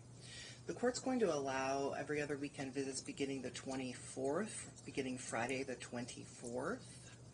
Last time I was here, I did express how I'm taking the daughters on vacation. Okay. And you said that was okay. That's wonderful, and I've seen 400 people since then, Okay. so I appreciate the reminder. Yeah. And you leave on vacation when? On the 24th and return on the 3rd. Okay. All right. So then the 3rd is Monday. We'll have the first every alternating weekend visit begin August 7th. And it relates with his work schedule. So August 7th, after August 7th, his work schedule. Okay. August 7th through that Sunday, so Friday through Sunday, every other weekend. Ms. Fong-Uribe, do you have a suggestion for a midpoint location for visitation? I think that a public area, there's several locations. My concern is that I don't want to pick something that may be closed or may not have access. I think it also depends on the time. My client does work at, I believe, 6 o'clock on a Sunday. So during the summer, at least for the next few weeks, if we could do Thursday to Saturday night, just to ensure that he has adequate time. His normal schedule is every other Saturday, and normally it's Sunday at 6 p.m. till 6 a.m. Monday morning, and he works until Wednesday morning. So my concern is that on Sunday we would have to return early, and basically he's not getting any parenting time. He works at 6 p.m. on Sunday or 6 a.m. on Sunday? 6 p.m. on Sunday. Okay. And he's not working on Fridays? Correct. Okay. All right. So wouldn't it make more sense for Dad to do the pickup on Friday and Mom to do the return on Sunday? Yeah, that would be awesome. So 4 p.m. Friday? Your Honor, can I just put something out there? I don't know if she knows about her client, but I know he has this weekend off. I'm okay with the kids seeing him this weekend. Oh, great. That's perfect. I want them to see their dad. Okay. Great. Is he available this weekend for them? He'll be available. He will make time. He will figure it out. So you're going to meet at the Bethany Police Station on Fridays, and that'll be 4 o'clock for the summer. That may have to adjust when school starts. I don't know, but for the summer, 4 o'clock. That's smarter anyway, driving from Vancouver to Bethany and back. And on Sunday, it'll be a 4 o'clock exchange as well. And Mom will come into Vancouver is there a police station that's close to where you understand Father is living? He lives in Orchards. I can go to the nearest police department in Orchards at 4 p.m. Do you want to go to the one on Mill Plain and 130 something? Yes, Your Honor. Okay. Is that East Vancouver? East Yes. Precinct. I'm not sure if it's open. I know it was open and used for a while, but then I don't think it's being used, but there's a big parking lot there. And I'm sure they have cameras. Yes, they do. Like that. They That's do. What I would Yes, think, yeah. they do. All right, and so the first visit will be on the 17th, and then Mother is on vacation. So then the next visit will be Friday, the 7th of August, and we'll continue every other weekend at that point forward until we have a return date. We'll figure that out in a moment. Any questions about that ruling, Ms. Fong-Uribe? So if his schedule is consistent, it would be the 17th, 31st, and then the 14th. On the weeks that he doesn't have because she returns, he's missing one, can we just do them back to back? No. She's going to be gone from the 24th until the 3rd of August, and we're going to begin an every other weekend cadence to start this. That's how we're going to do it. Mm-hmm. So what I'm saying is that his schedule on Sundays, because you're picking up at 4, it won't matter. Mm-hmm. Okay, never mind. Yep. Thank you. Okay, anything about that? Anything from Mother about that ruling? No. Okay. Parents are not to discuss the pending litigation, any relocation dispute, the protection order case, any adult allegations with the children, including allegations involving Mr. Ellison. The court's making no finding with regard to Mr. Ellison, no particular order or ruling with regard to Mr. Ellison. There's insufficient evidence at this point, and frankly, Mr. Ellison cuts both ways. So unless there's more substantial evidence of a risk of harm to the children with regard to Mr. Ellison, I'm not making any rulings with regard to him. Neither parent will question the children about the other parent, the other household, any people associated with the other parent, anything involving litigation. The children are not to be asked to obtain any messages, photographs, recordings, or screenshots, or any other kind of evidence. No disparaging the other parent in front of the children. In front of the children is defined as within a mile of where the children are when a parent wishes to disparage the other parent with another adult. Not upstairs, not in the backyard, not next door. I hope you don't disparage each other, but if you have to, make sure the child is at least a mile away. Understood? Yes, Your Honor. All right. Can I ask a question on that? Yes. And what is the process for contempt of court for when I'm notified that that's happening? Is there a process When for you're notified that that's happening, do you think somebody's going to file contempt of court? No. I'm just wondering if your rulings are not followed by him, Mm-hmm. or vice versa. Mm-hmm. Was there a process for that, or is that covered in protection order? Because I will be seeking a protection order. So parties have a right to seek enforcement of a court order. One way to do that is to file a motion for contempt. I would invite the parties to either consult with an attorney, to do research online. There are many resources to provide that assistance. WashingtonLawHelp.org is one such resource. And beyond that, it's not. I got that. I got that already filled out. Okay. For my protection order. All right. Father will continue to have the reasonable phone, video, and text contact with the children, and no monitoring or interfering with the appropriate contact. And Father does need to comply with the protection order's limits. Let's make sure that the family law order is consistent with regard to the conflict reduction provisions. It may expand on them, but I don't want there to be any internal inconsistency between the two orders. Mother maintains the decision-making authority that's pursuant to the 2017 court order. And is there any communication between Mother and Father right now through any app or anything? Okay, so we'll leave to another day any nuances with regard to decision-making. I had asked for email communication only. Yeah, Ms. Fonguribi? So there's no objection to the email communication regarding the children. I do have a concern. My client has said he doesn't have access to any medical or school records of the child because Ms. Shapick has removed him. Okay. So Father does by state law have a right, both parents have a right to access the children's records subject to any HIPAA laws based upon their age. And so Father does need to be named as a secondary source and a resource. If there is a MyChart or other type of app, Mother, you need to make sure to do what's necessary with the provider so that he can take his own steps to get that app in place. Understood. At 14 years old, it is not my decision. It's the daughter's decision, so I can't give him access to Eliana's records. That's embedded in what I just told you. Okay. With regard to the counseling, the children remain in the same, whatever the process is that the child is in. No different process. Parents may have contact with the counselor to the extent allowed for under HIPAA, and the counselor will manage the nature and extent of communication between or with a parent and child and the counselor. Okay? I don't believe the children are in counseling. My oldest, she's 14. She said she doesn't want to go to a counselor anymore. Okay. I don't. All right. Whatever they're doing, I'm not asking for anything new. I'm not suggesting anything new should be happening. I'm not ordering anything new to be happening. No substance testing at this time. The record is insufficient, although the record may end up, this is without prejudice, there may be additional items that get into the record that would cause the court to take a look again at whether substance abuse testing for one or both parents is appropriate. The court is going to reserve on a guardian ad litem or family court services. The court wants to see how this initiation of contact works, and we're going to set a review hearing so that we can hear from both parents about that, and the court will determine whether FCS, family court services, or a guardian ad litem should be appointed at that time. Temporary child support's reserved. There is, I think, additional information that's needed. Father's income materials contain some figures that I think needed some clarification.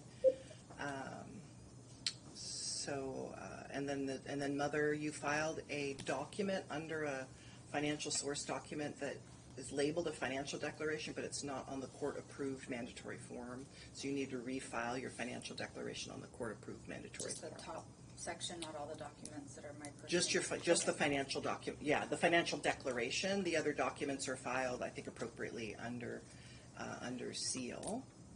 Any additional ruling requests that Ms. Fong-Uribe, your client, is making? I'm just checking. Did you get the adequate cause order? Yes, I did. I did. We need to enter that. So the court's going to enter the adequate cause order. It's a procedural order, and I did review it. There aren't any in fact, there aren't any substantive provisions. It simply unlocks the gate for a modification proceeding to proceed. Okay? All right, good. Thank you. When do we Okay, schedule and I'm sorry, the review date was when? Yeah, just a second. Anything else, any other rulings you're asking the court to make? Your Honor, just the reimbursement sheet that I filed for children's cost, medical. My daughter had an emergency room visit, ambulance visit, so I'm not exactly sure when we'll address the reimbursement. Yeah. I'm going to reserve on that. There's some supplemental materials that do need to be filed that you have, and that also Ms. Fong-Uribe on behalf of her client. There were, just to give some backup or background to Ms. Fong-Uribe about that, and then we'll set the review hearing. There's a discrepancy between the income summary and father's financial declaration, a fairly significant discrepancy about net income that needs to be reconciled. The calculated net income is about $10,000. The financial declaration net income is $6,000. That's too big of a discrepancy to resolve on a docket.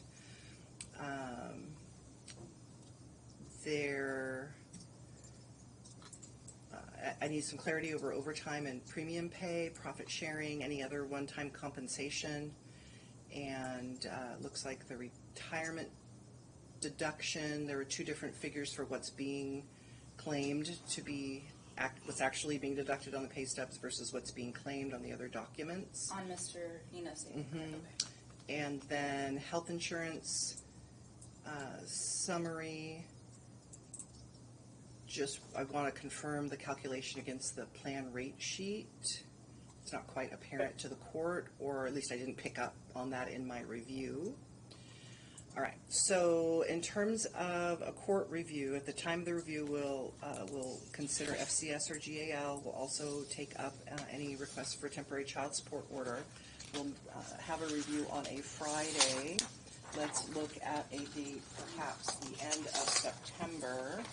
I'd be looking at September 25th. I'll make it happen. All right, 9 a.m. Ms. Fong-Uribe's calendar allows as well. Yeah, September 25th is great. September 25th, 9 a.m., 9:25, 9 a.m. for review, and hopefully we can determine the temporary child support at that time as well. Okay? All right. Thank you, everybody. Thank you. I do need clarification about the insurance. If mom has insurance for the children, we'd need to know that because I believe that right now my client's covering both children on his medical. All right, well, follow up with Ms. Shampek about that then before the next hearing. Perhaps there'll be an agreement upon who's going to cover the medical. Okay, perfect. Thank Wonderful, you. thank you. All right, Have a good day. thank you. Item 2, Christopher Warren and Dina Marie Sanchez. Mr. Warren, see you're on Zoom. Do we have Ms. Sanchez? My apologies for making you wait. Come on all the way up. Tell me your full name, please. Dina Marie Sanchez. All right, Mr. Warren, tell me your full name, please. Christopher Warren. All right, and this is on today on a show cause for contempt. And Mr. Warren, did you have a request for the court? Yeah, I haven't been served anything for this particular hearing. I just got served something for the petition to modify on January 6th. So I'm just in this hearing because I don't have any other paperwork for this one. All right. Were you able to get service? Okay, do you have proof of service? I do.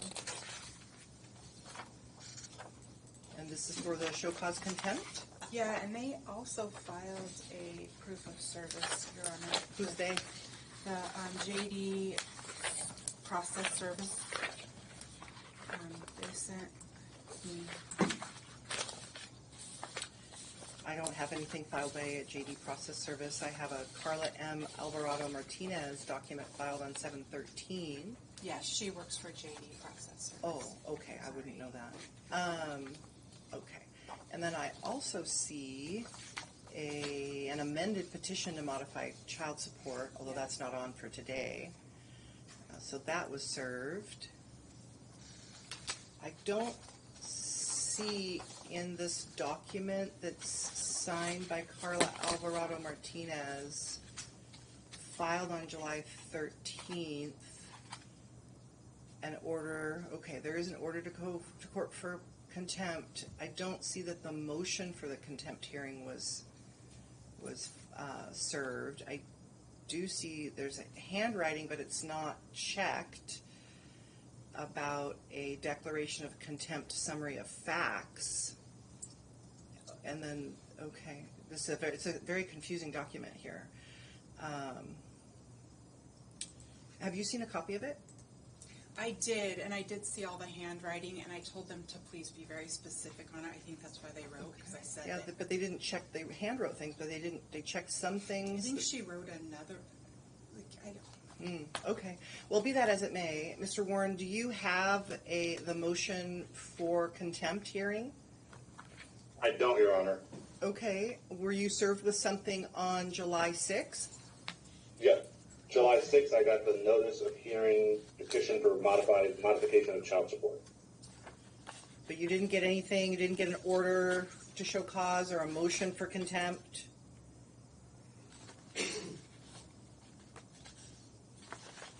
Let me just go through all of this, Your Honor.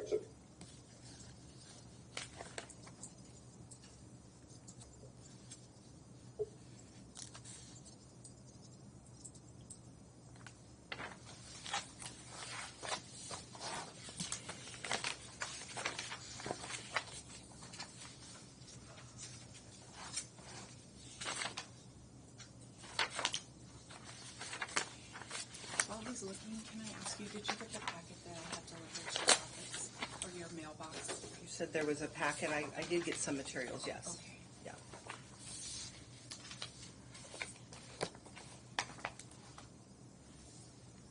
Okay, so I'm misspoken, Your Honor. It does have an order to go to court for hearing July 17th. Okay.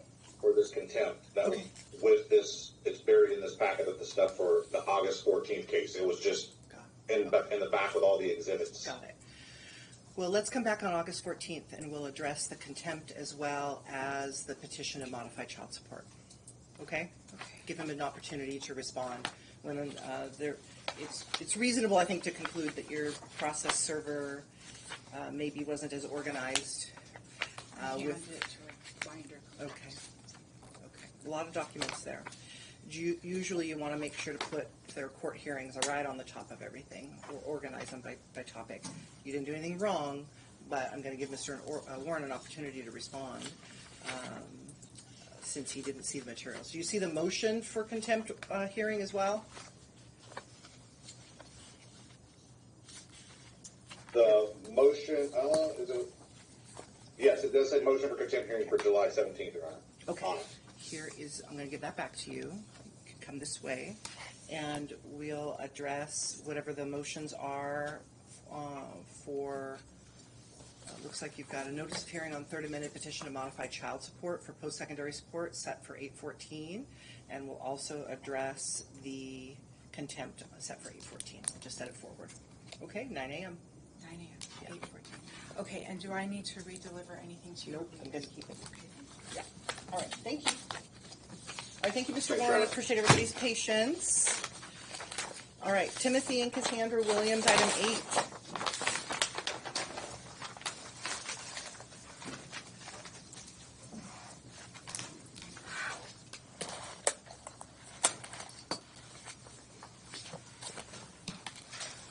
Okay, so good morning. I'm going to be pretty directive on this.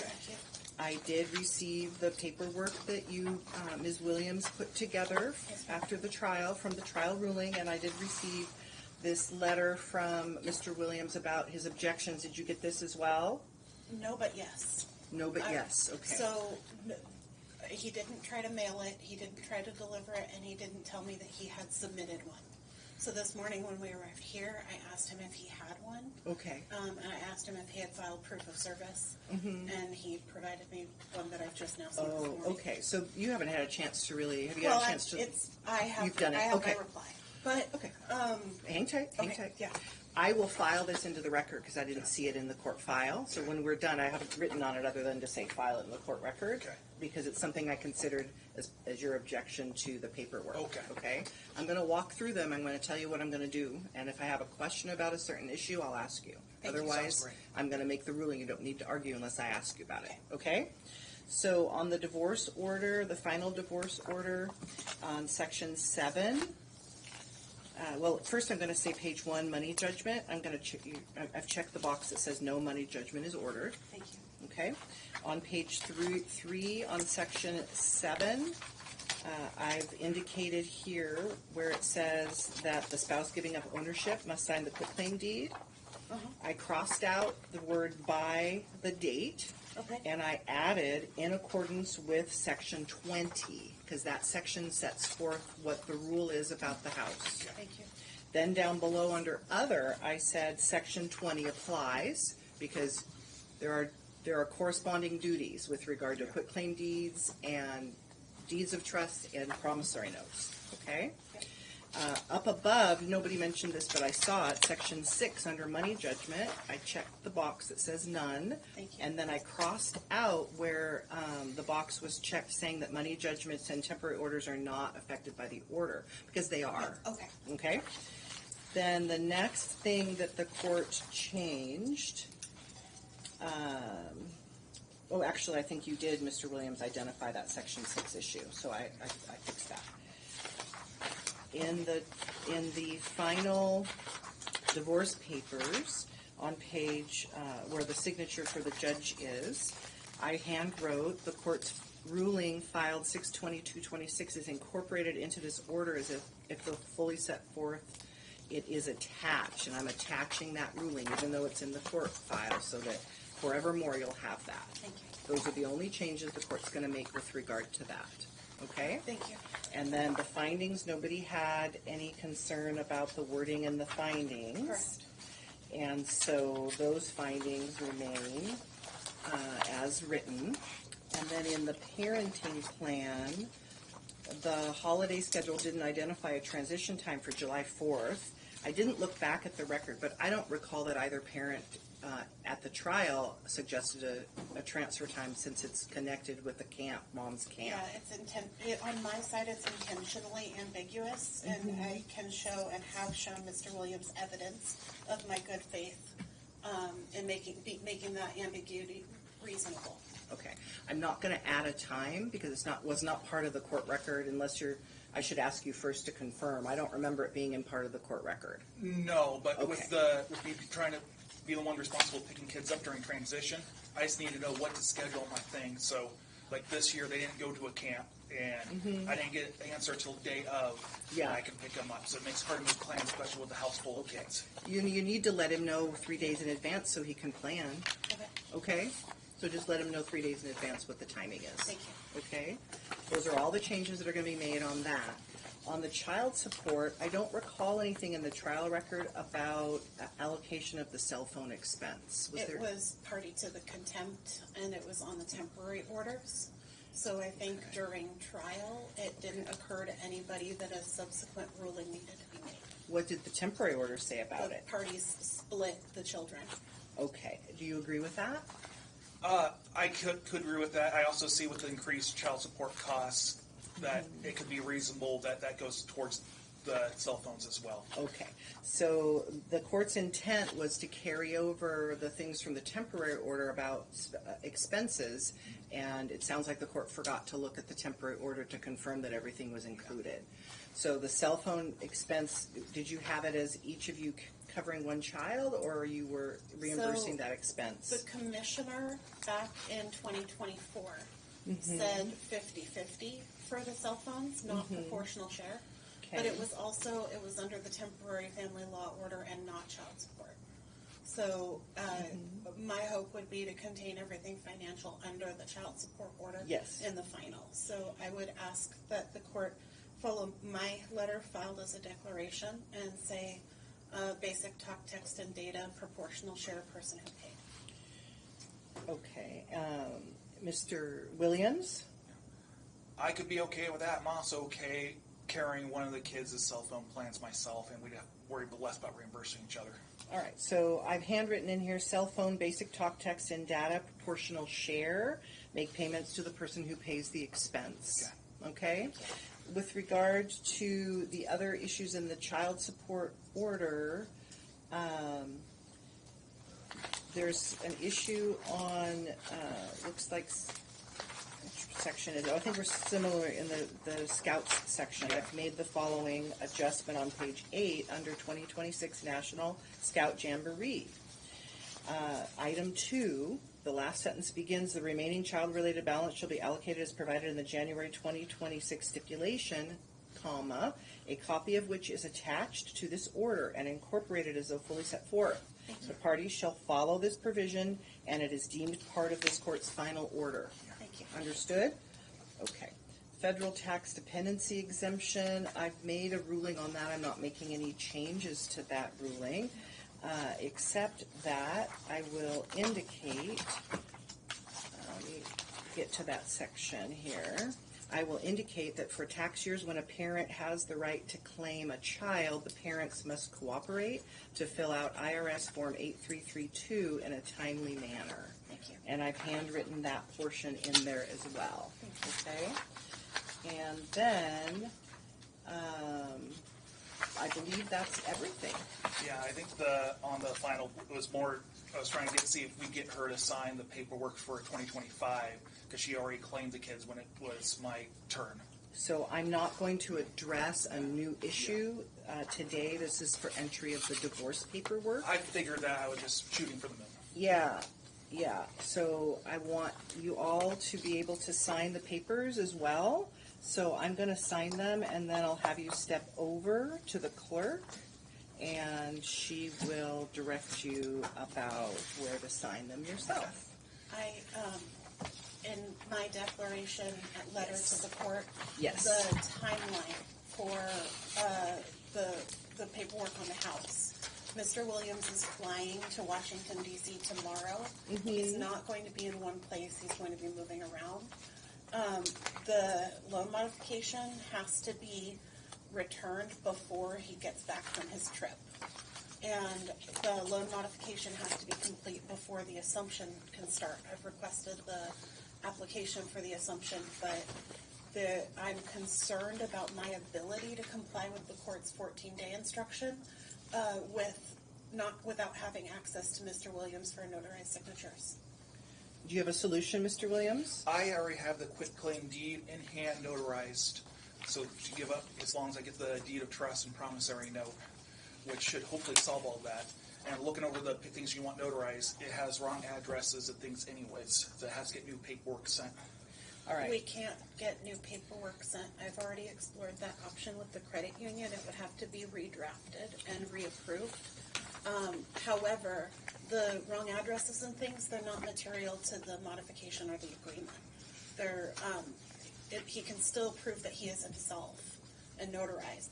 The loan would still be modified, regardless of if it's referring to an outdated address. Are you most concerned about the deadline I put in my paperwork? Yes, because Okay. if we sign everything today, as Mr. Williams proposes, the modification becomes complete.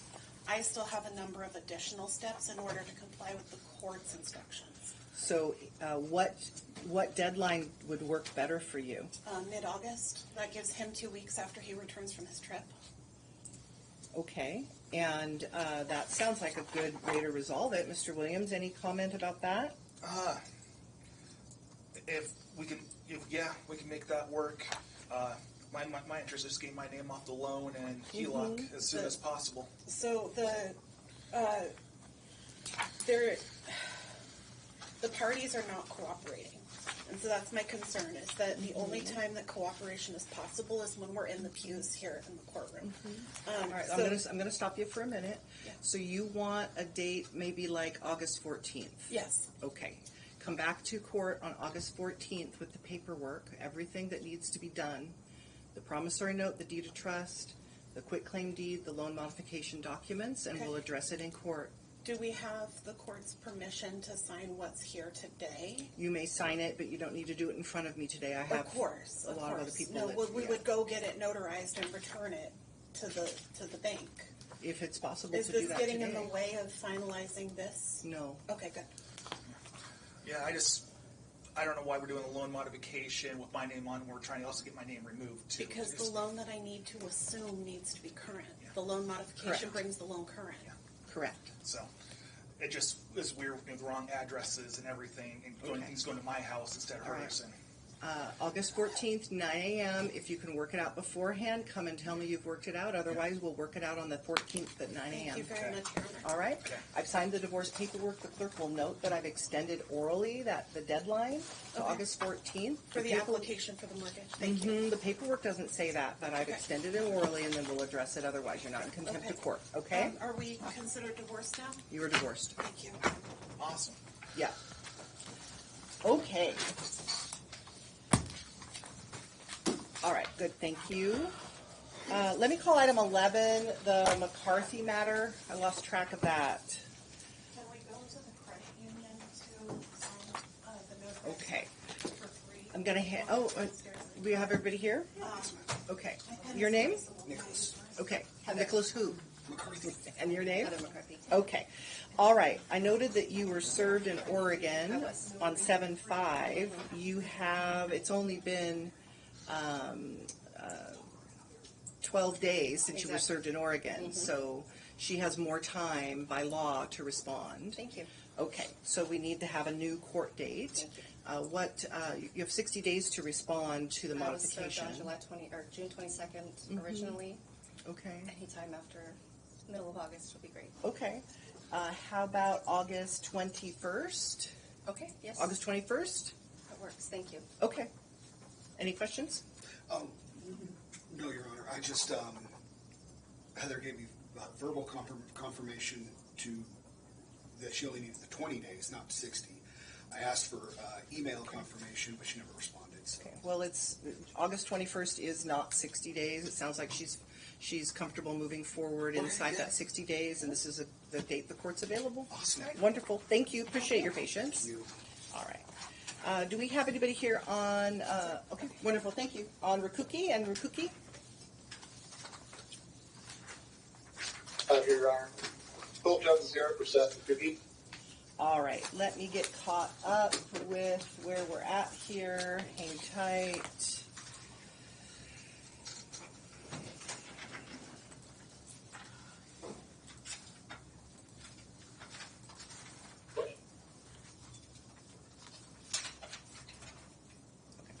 All right, this is on for a motion for temporary order allowing move with children.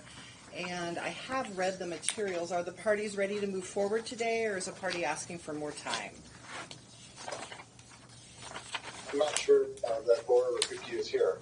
Yeah. I see her on, but not unmuted, so. All right. We're ready to proceed.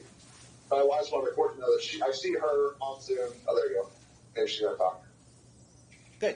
All right. Can you hear me okay? Laura Rakuki, can you hear me okay? I cannot hear you at all. You want to check your outputs?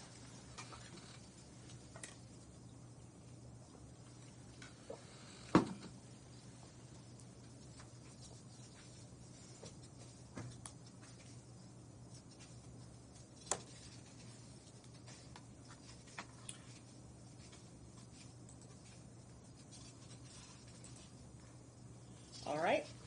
Let's see if I can hear you.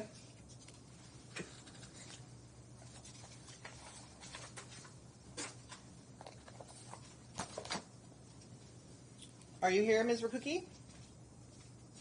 I cannot hear you.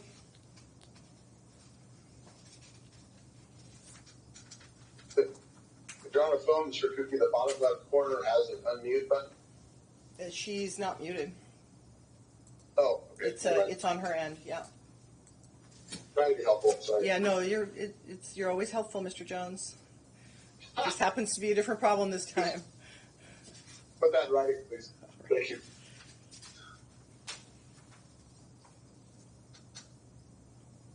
Ms. Dobbins, are you here for another interpreter matter?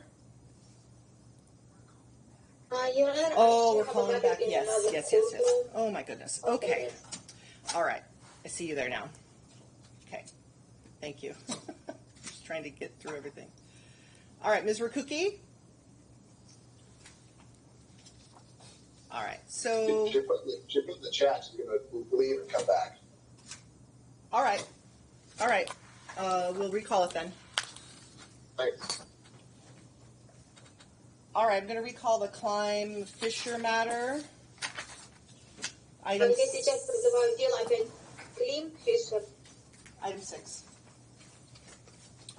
Okay, where are we at? Do we have signatures on the documents? У нас есть подписи на документах? Нет, no. Это надо у нотариуса делать. We have to do it at notary. Oh, you have to do it with a notary? Mm-hmm. All right, and when do you have a deadline for your paperwork? Срок есть, когда истекать? Да когда надо подать документы? Он сказал, как только распишетесь, так сразу отошлите мне назад. Лендер сказал. Well, the lender said as soon as you sign it, send it to me back. Okay. All right, and you know a notary? Any other bank. Okay.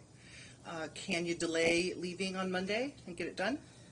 Можете отсрочку сделать Возражаю, в Ваша честь. понедельник, чтобы это сделать? No. Возражаю, Ваша честь. Вы будете менять final order, чтобы там было написано assumption loan with other parties? He said, can I ask you to change your final order to amend it and write assumption loan с чем? With other parties. With other parties. You can ask that. Ну да, вы можете попросить это. Вы будете менять этот final order? Can you change that final order? No.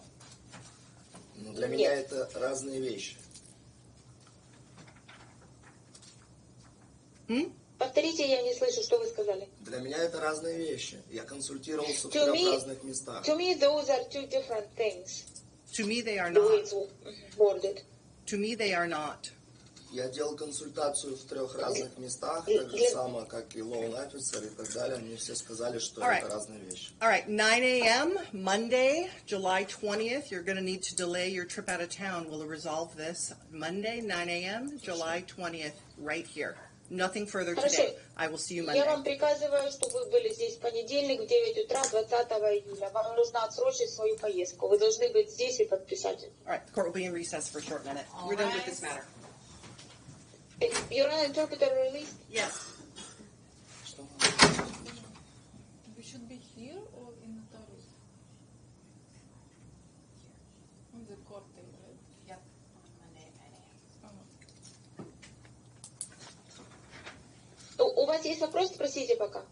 Что вы спрашиваете? Нет, я спросила, если мы должны быть тут или мы должны бумаги пойти подписать. Я вот это чуть не поняла. So they need to clarify if they have to be present in the courtroom. Да, она мне сказала, она уже мне ответила. Interpreter, that would be a question for the judge, and the judge is off the bench. So if they want to have a seat for clarification, the clerk is not comfortable clarifying the judge's ruling. Она спрашивает, это надо судью спрашивать, а не ее. А судья ушла на перерыв. Ты понял, что тут надо делать?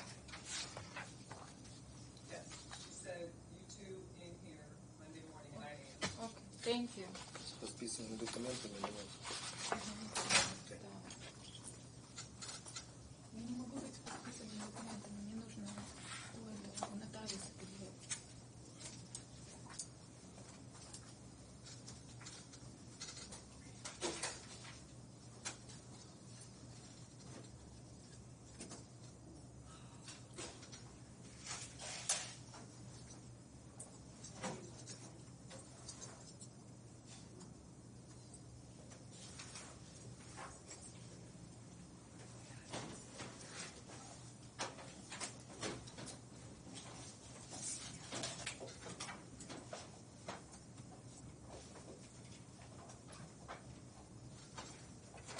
All rise. Be seated, please. Thank you. All right. Let me just double check on Rakuki because they may need to see me at 10 o'clock on Monday. Mr. Jones, do we still have? Is Laura Rakuki here? She's logged back in. I don't know if if it's working yet. Ms. Rakuki? Hello. Oh, there we go. Hi. All right. Can you guys hear me okay? Yes, stay where you're at, everybody who's on the other matter. Let me address this matter here. All right.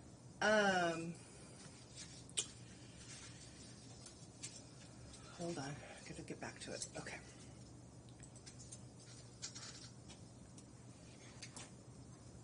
All right. And I need to pull up your file. Just a moment.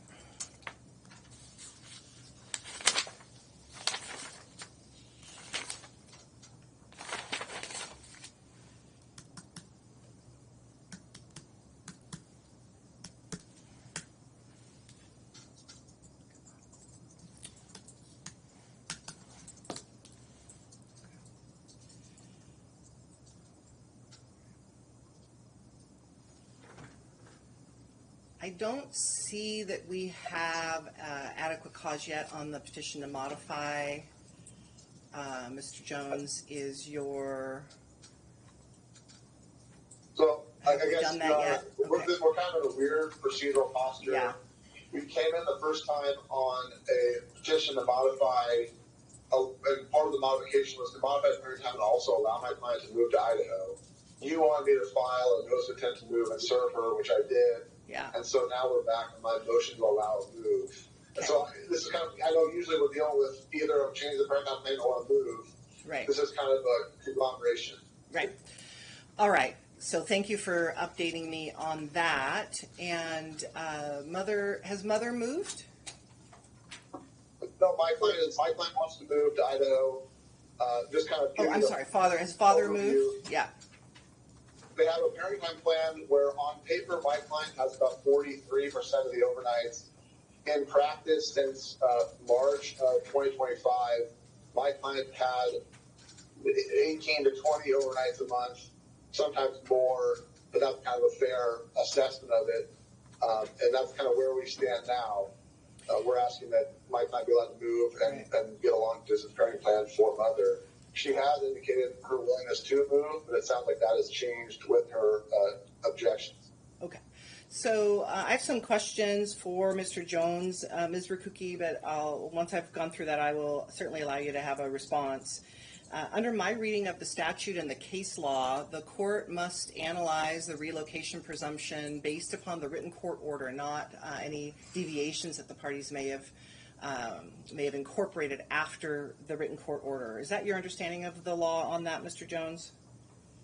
That is. All right, so given that we do have a parenting plan that is close to a 50-50 parenting plan, therefore the presumption does not apply. I'm denying the temporary authorization to relocate. We can set a hearing for an evidentiary hearing in order to determine whether the standard is met. But on the temporary basis, without the presumption and with the existing parenting plan, the court's not going to be in a position to authorize the move. What's the timing for the purported move? At the end of this month. Yeah, that's the hope.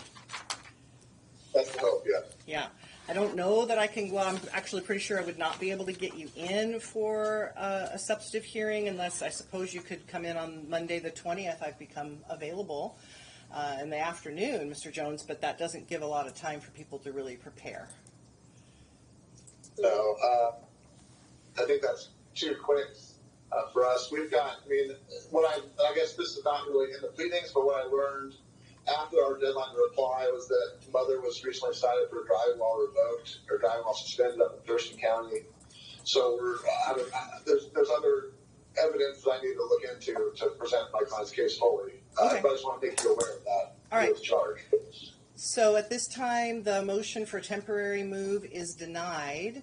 The court perhaps will want to take up the adequate cause issue before we have a hearing, and then perhaps we can combine, if the court grants adequate cause, we can combine those hearings, that and a final relocation hearing with some reasonable timing. But it's Okay. always... Would the court like to set that, or should I set it on for a notice to set for next Friday trial? What's easiest for your court? So why don't you go ahead and you can look at your calendar. I can tell you that August 14th is probably going to be very busy, so you may not want to do that, but the 21st and especially the 28th look fairly not busy at this point. Would those be for an evidentiary hearing as well as the adequate cause, or? I would suggest we enter the order denying the temporary move at the same time that we do the motion for adequate cause and the motion for a temporary order. I think those motions were filed back in May, so I would have you do a new notice of hearing for those motions since we weren't here today on those. The court would be comfortable just setting the entry forward to the 28th of August, however. Okay, 28th of August, all right. Yeah, and just do the note it up for the other two motions. Make sense? Perfect, okay, yes, thank you. All right. Appreciate your patience this morning with the long docket. Thank you. Appreciate you, thank you. All right, thank you. All right, thank you everybody for your patience this morning with the long docket. We are now here at, I believe, our final matter, which is item 14, Elizabeth Kuzmovich and James Maines. We have Mr. Maines on the Zoom. Go ahead and tell me your name for the record, sir. Thank you, Your Honor. David Chen, Washington Bar, and I'm 61949 on behalf of Police One. All right, and Mr. Maines, go ahead and unmute so we can make sure we can talk to each other. Hello there. All right, and go ahead and confirm your name for the court, please. Oh, sorry, James Maines. All right. I know it seems pedantic, but I do that to make sure we can hear each other and also to give our clerk a chance to make sure she's got everybody identified. Ms. Kuzmovich? I'm Elizabeth Kuzmovich. Okay. All right. And this is on for a sexual assault protection order petition with an alternative remedy requested of an anti-harassment order. And are the parties wanting to proceed to hearing today? And if so, are you wanting to give testimony or no testimony? Are you wanting to give a statement or any testimony? I would like to proceed for the hearing today and give a statement if that's possible. All right. I'm not sure. I was just specifically asking for a sexual assault protection order. Okay. There was I did fill out the paperwork incorrectly and initially checked anti-harassment. I'm not sure Okay. if that's what you're referring to. But. Okay, that's why in my thorough review of everything, I did note that you had checked that and then crossed it out. The statute allows alternative relief and in fact requires the court to analyze whether alternative relief would be appropriate. But I will note that you're not specifically asking for an anti-harassment order. Okay. All right. And Mr. Shannon, are you and your client ready to proceed? And does your client want to give testimony today? We are, Your Honor, and I don't believe that we will give testimony today. We'll rely on the materials provided to the board. Okay. All right, then. But I would like to give argument. Yes, of course. Yes. So here's how we'll proceed. First, I'm going to take a deliberate slow down for everybody because I've really run through the docket quickly. So I'll take a breath because I'm slowing everything down. This is important. And I may go fast, but I don't rush. But I want to make it very, very clear for this hearing that I'm slowing down my speech even if the brain isn't slowing down. All right? Understood? Okay. And you have water. You have water. Mr. Maines has whatever he needs. Okay, he has water. All right. I'll let you fill up your other water. Then, when Ms. Kuzmovich is ready, I'll have her swear an oath, and she will stand to do that when she's ready. You may make your statement at that time. The court may have a question or two. When you're done, apparently Mr. Shannon wants to give argument. The court may or may not have questions for Mr. Maines, and if the court has questions for Mr. Maines, I'll have him swear an oath as well. Okay? All right. Are you ready? Yes. All right. Go ahead and stand. Do you swear or affirm the testimony you will give today will be the truth and only the truth? Yes, Your Honor. All right. All right. So you can be seated or stand to give your statement. That's up to you. Okay. I wanted to let you all know, too, I'm recovering from bronchitis, but it's not contagious, so I'm sorry about all the coughing. Oh, I honestly didn't hear the coughing. Okay. Did you hear the coughing? Did you hear the coughing, Mr. Shannon? Don't remember at this late hour in the morning? I'm still stuck on the non-contagious bronchitis. Okay. All right. All right. So, Ms. Kuzmovich? Your Honor, this case is not about whether I have always spoken perfectly or whether my public disclosure of abuse has upset Mr. Maines and people close to him. The question under RCW 7-105-225 is whether it is more likely than not that James Maines subjected me to non-consensual sexual conduct. The evidence shows that he did. Mr. Maines began grooming me when I was 16, and he was my adult youth minister. When I was 19, and he was my self-appointed counselor, spiritual director, and employer, he isolated me in a hotel room under false pretenses, attempted to pressure me into drinking alcohol underage and watching pornography with him, and initiated sexual conduct, eventually forcing my hand onto his naked penis. I was scared, confused, and under the authority of a man who had spent years cultivating my trust and dependence.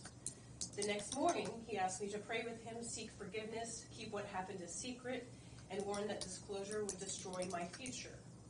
Mr. Maines admitted to sexual conduct at the Hilton Hotel. The Archdiocese determined that violations involving professional ethics and sexual misconduct were admitted and established, terminated him, and permanently restricted him from ministry. The Seattle Archdiocese has never claimed that they found no criminal conduct had occurred, and in fact they do claim that they independently referred the matter to the police.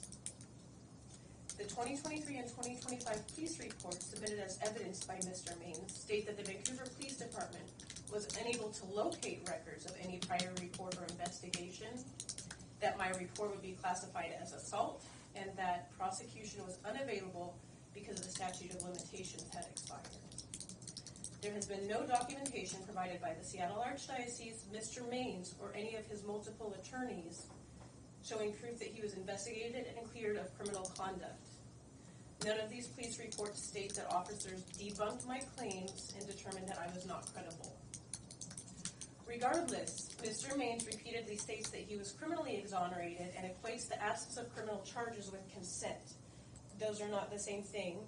He has likewise submitted no evidence that my account has changed over time, yet repeatedly claims this to be true.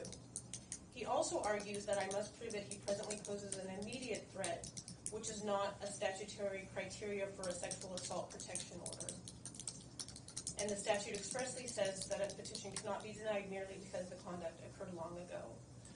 I respectfully ask the court to focus on the evidence of the sexual conduct, the lack of freely given consent, and the civil preponderance of the evidence standard, and to grant the requested protection. Thank you. All right, thank you. Mr. Shannon? Thank you, Your Honor.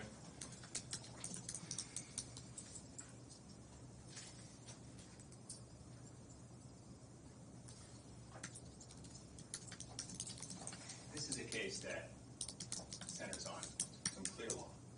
There's a narrow, specific factual basis. There's a clear standard, and it rebounds to respondent's benefit because petitioner has not met her burden of proof under the law. I'm going to get into that and we'll walk through the evidence and what it shows. But I want to start somewhere else, and that is with this 20-year engagement between these two parties. Much has been made of Mr. Maine's apologies to Ms. Kuzmovich for conduct that the Catholic Church found was inappropriate to a position of leadership. And that's correct. He acknowledges that. That inappropriateness was not a crime. It doesn't support a restraining order. It was in the context of Ms. Kuzmovich's and Mr. Maine's adult relationship. She's about to turn 20. She was also an adult volunteer leader in the church. She had some spiritual authority of her own. She acknowledges all those things. And that doesn't absolve Mr. Maine's of the clear mistake that he made in a position of power with Ms. Kuzmovich in 2006. Those apologies have been seized upon as an admission of guilt. They've been seized upon as somehow relevant to this hearing. And quite frankly, I want to make clear that what he apologized for is essentially what Ms. Kuzmovich is claiming, right? He was in a position of power. There's a report here where Ms. Kuzmovich, as a member of the group of which he was a leader, discloses that she has a crush on him, and there's this context of she then is holding hands in a prayer circle, and he's talking about sort of godliness, and they have eye contact, and she attributes a bunch of meaning to that as a young person who had a crush on him. And that is their history. It's a somewhat charged history. And those aren't criminal acts. Those aren't acts that support a restraining order. They are acts that we want to publicly acknowledge were inappropriate, as the church pointed out, for his position of power. But now, 20 years later, we have allegations and reports of the parties' engagement which are colored by time, which are colored by frustration, which are colored by anger, and which have been elevated in a way that the facts at the time, the reports at the time, and even the subsequent reports made clear do not support the statutory definition for restraining. That definition is clear. We briefed the issue of a harassment order because of the court's authority and because it was unclear, and because with all deference to a pro se movement, it seems like maybe she was arguing a harassment order. There are conclusory allegations regarding harassment, but there's no conduct. There's no actual thing that he did. There's a brief a couple of civil cordial texts in 2012, I think, that between the two of them, where he invites her to a mediation. Let's talk about it. If you still have frustration and anger, let's talk about it with a third party in a safe setting. Right? That's the only contact that my client has made with her outside of a legal process. There is simply no conduct that's alleged that would support a harassment order whatsoever. The thrust of the petition is sexual assault restraining order. And that has a very clear statutory definition. There's clear language that applies. The standard is actually pretty clear. For a sexual assault protection order, the petitioner must prove, quote, that the petitioner has been subjected to non-consensual sexual conduct, non-consensual sexual penetration, or commercial sexual exploitation by the respondent. Petitioner's argument is that she, on one instance, in 2006, in a hotel room in Vancouver, had non-consensual sexual contact in the midst of a 6-year romantic relationship with my client. That's the allegation. Was it 12 when it began? Stop. Sorry. Oh, I'm sorry. Excuse Hang tight. Stop. 2006. Stop. Everybody stop. We're not doing that. Keep your head this direction. Don't look back. You're observing only. You're not participating. You're not to communicate with each other. Understood? If it appears I caught it, Mr. Shannon misspoke. I understand what the dates are, right? We're not attacking each other in this courtroom. Understood? All right. Continue. And I apologize. Okay. 2006 is the date. Understood. Petitioner was people sometimes misspeak. I understand that's what you did. Go ahead. There is a bunch of evidence about what happened on that date. Ms. Kuzmovich now says, I don't know if I was investigated by maybe special agents of the Archdiocese, but in fact she was investigated by police officers, and that is super clear. She was interviewed, not investigated. My client was investigated by police officers in connection with a report that she is characterized as telling Vancouver police officers in 2023 that she complained about Mr. Maines. She said to this court, no, it was other people that complained about Mr. Maines. That's not particularly critical. What is critical is that the Archdiocese conducted an investigation. All parties agree on that. That investigation concluded that he had misused his position of power by allowing individuals with whom he had a spiritual advisory relationship to stay the night at his house, and by having a romantic relationship with Ms. Kuzmovich. The Archdiocese conclusions are reduced to a writing that has been that Ms. Kuzmovich gave to the police, and that are recorded in a police report, and the original of which is here. And it comes from the Archdiocese General Counsel. And he says his purpose in writing to Ms. Kuzmovich, who has knowledge of this, in 2023, and in response to her allegations, is outline the operative facts arising from the investigations into allegations you made against Jim Maines in 2006. These are as follows. These are the conclusions from the Archdiocese investigation.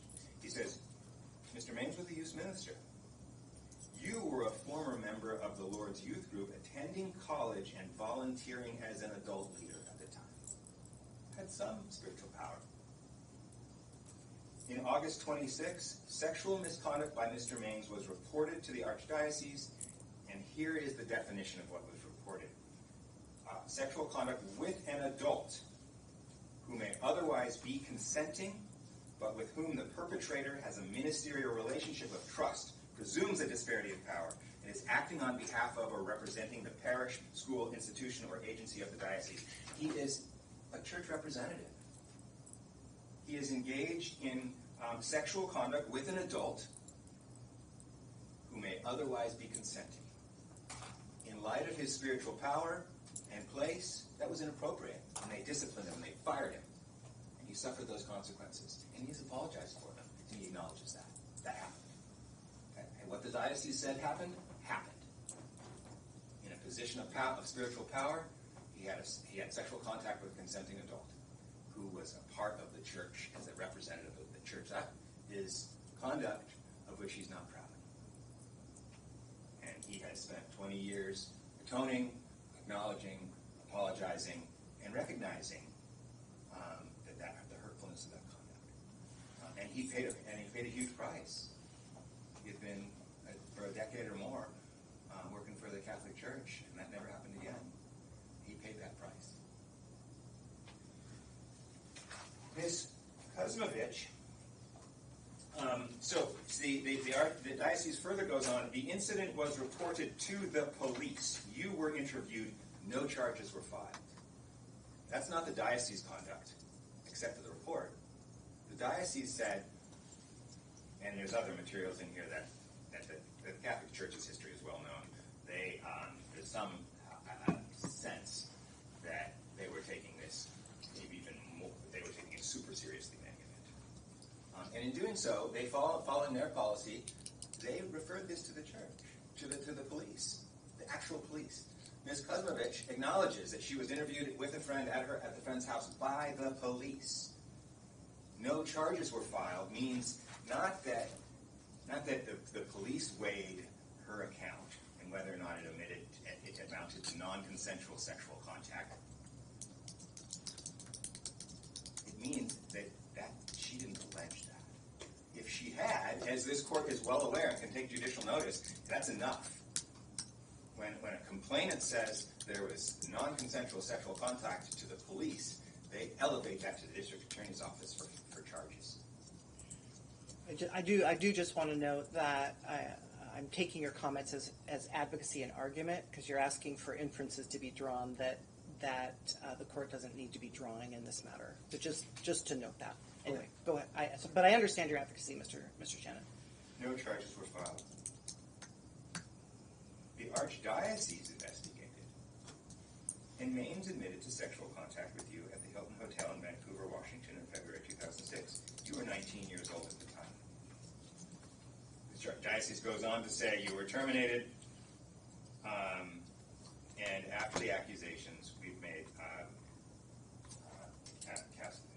pastoral care and presumably, and I believe, counseling available to her. And that as a result, Mr. Maines has been reminded in writing that he remains ineligible to participate in the church as a spiritual authority. Those consequences are the limits of and appropriate and proportionate to the contact that took place.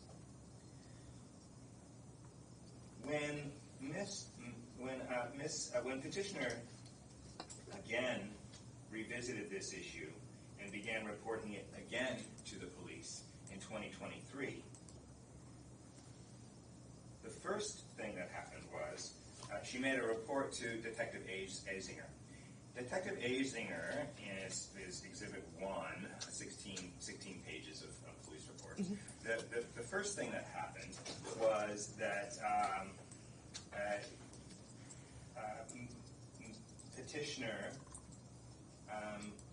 represented to him that the year was much earlier than it was to place herself right around in the age of minority.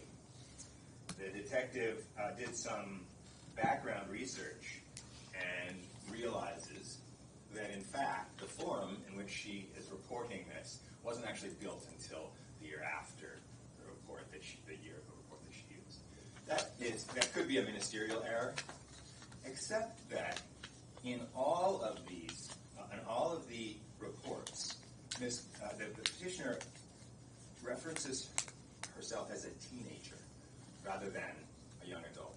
References herself as when I was a teenager, this thing took place, or when I was this took place. That's consistent with this sort of artful adjustment of the year when this happened to make it feel as though it's closer to her 18th birthday. The officer notes that inconsistency a couple of times in these police reports, and in his resolution he says, well, while the narrow definite under the conduct narrowly would be a misdemeanor, he also makes that note that collateral details were inaccurate the suggestion is fabricated intentionally. When read with the balance of the claims, this happened to me when I was a teenager, it also suggests a manipulation of the information in a way that to characterize it in a light other than what it is. At this point, all parties acknowledge that when it took place, Ms. Kuzmovich was closer to 19 to 20 than to 19. Here's what petitioner told Detective Azinger at the time. She said Mr. Maines said that she could spend the night with him in the hotel room at the conference unless she was too scared. Petitioner says she was scared, but she convinced herself that she trusted him.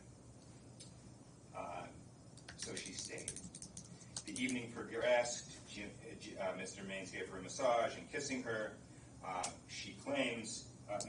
Petitioner claims that Jim was trying to get her to touch his penis, and when she wouldn't touch it, he took her hand and put it on his penis. Petitioner continues and says, petitioner indicates that during the interaction with Jim, she did not know what she was doing and went along with him. And the next morning they prayed. And subsequent to that, they had a 6-month relationship in which no concerns were raised, in which no petitions were filed. 5 more minutes, Mr. Shannon. Thank you. Following this, 6 months later, the diocese says, following respondents breaking off of their relationship, which is in the petitioner says to the police in the police reports, he then broke off the relationship. The diocese says that she reported him. Petitioner says no, that was someone else. Regardless, petitioner then participated in the archdiocese investigation and the police investigation, and no charges were filed. Nothing like that happened. The reason that the police detective Azinger says, well, that narrow conduct of she said she didn't want to touch him and then he put his hand on him, that would be a misdemeanor sexual assault. Somebody says no, and you can do the thing anyway. However, but he says it's a misdemeanor sexual assault, and it elevated, except for the statute of limitations. Right? If that conduct had been reported to the police in 2006, no impediment like the statute of limitations existed. The reports in 2023, otherwise from 2006, repeatedly say that the violation that was found to occur involved a consenting conduct between adults. The conduct at the time that was reported was not considered for charges. No charges were filed. Well, I do want to stop you quickly because I don't think we have any records from 2006, so we can't. Well, we do. We have the archdiocese. I'm sorry. I don't believe we have any police records from 2006. Well, they can't find those. We do know something about that, though. They looked for them but couldn't find them. Yes, I read all of the material, so I understand that. But I just want to make sure I'm clarifying. Are you asking the court to draw an inference about evidence that isn't part of this record relating to the 2006 law enforcement reporting? Or I am asking the court to draw an inference from the following facts, and they are undisputed. And that is that petitioner reported the conduct that we're talking about here today to the police in 2006. That is undisputed. No. Okay. Not helpful. You'll get a chance to respond, Ms. Kuzmovich. Take notes. Okay. I remember all of this. Okay. All right. All right. Go ahead. Finish up. I have a couple of questions for you, so go ahead and finish up, and then I'll ask you questions. Yeah. Sure. So the archdiocese, which is a third-party neutral entity, is disinterested, right? Not interested in the outcome of this proceeding, wasn't interested in the outcome of the original proceeding. Characterizes, it made the referral to the police. They said, we referred this to the police. They made the referral to the police. The police talked to 2 people. No charges were filed. Right. Those reports aren't there. And the inference that I think your client wants the court to draw is that as a result of that, there was no criminal conduct. Is that the inference that you're asking the court to draw? She reported no criminal conduct. Okay, so you want the court, you're asking the court to draw the inference that she reported something different in 2006 than what she reported in 2023. She reported something that was and did not include criminal conduct. Okay, all right. I get that. I get that point in terms of the inference you're asking the court to draw. Go on to another topic. And final up, because I do have. Go ahead and give your final arguments. I do have some questions. And it is petitioner's burden, right? So we think that the parties are similarly situated in terms of their contentions about what happened and what didn't happen in 2006 in that hotel room. To the extent that they are similarly situated and their contentions are diametrically opposed, that's a 50-50 burden, and the burden of proof has not been met. To the extent that there are credibility issues, not only with the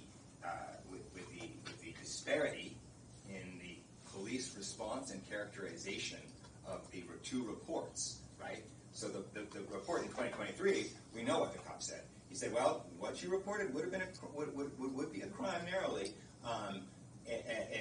but the statute of limitations is too far. Right? The statute of limitations issue was not present in 2006. So to the extent that the police would have responded, the law is the same. Right. Okay, I get it. You're arguing the same thing. You're circling the same argument over and over again. I'm going to consider you done unless you have a new thing to tell me. The issue of credibility, I get it, moves it from 50% to even worse. 100% get the argument. Thank you. Yeah, understood. All right, so let me just try to address a couple of things.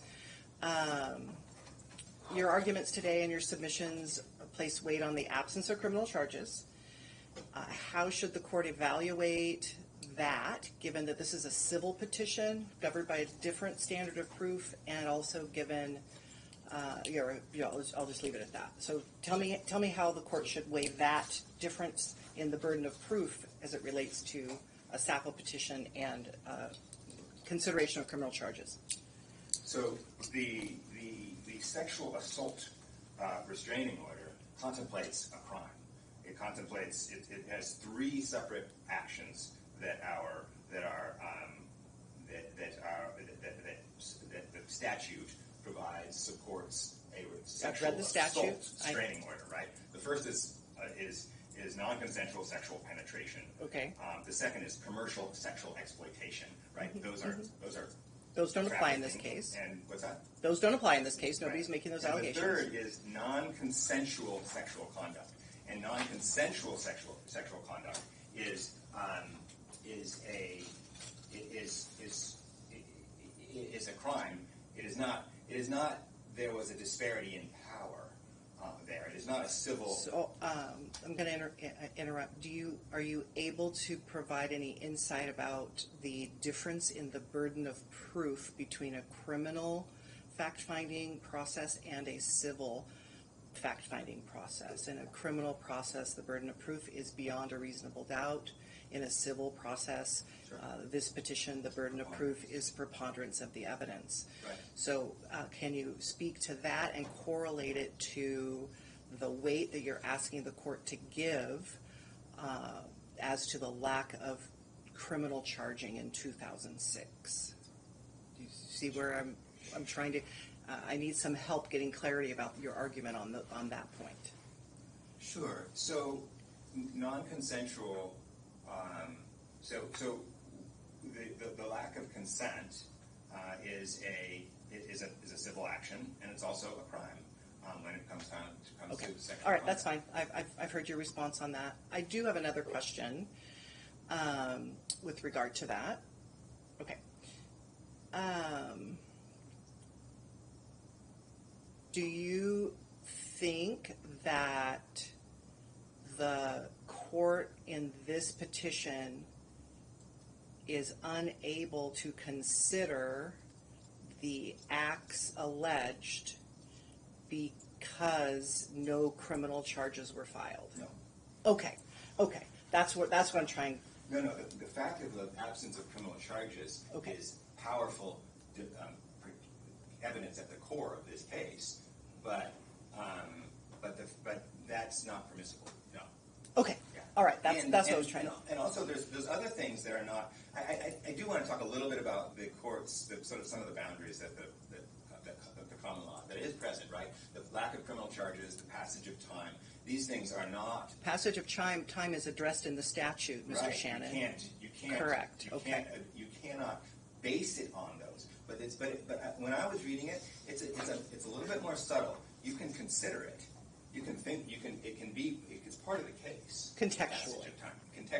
Understood. But you cannot rely solely on the passage of time or the lack of criminal charges or a laundry list of other things that are completely appropriate, right? And that does restrict this court's sort of unilateral exclusivity, right? You can't just say it's been too long, I'm not granting this. Right. You can't say there was no crime, no charges were filed, I'm not granting this. Got it. But this court can absolutely say, in this context of the passage of 20 years, no charges filed at the time, despite the contemporaneous report, those can all influence this court's evaluation of the truth. Understood. Okay. One final question.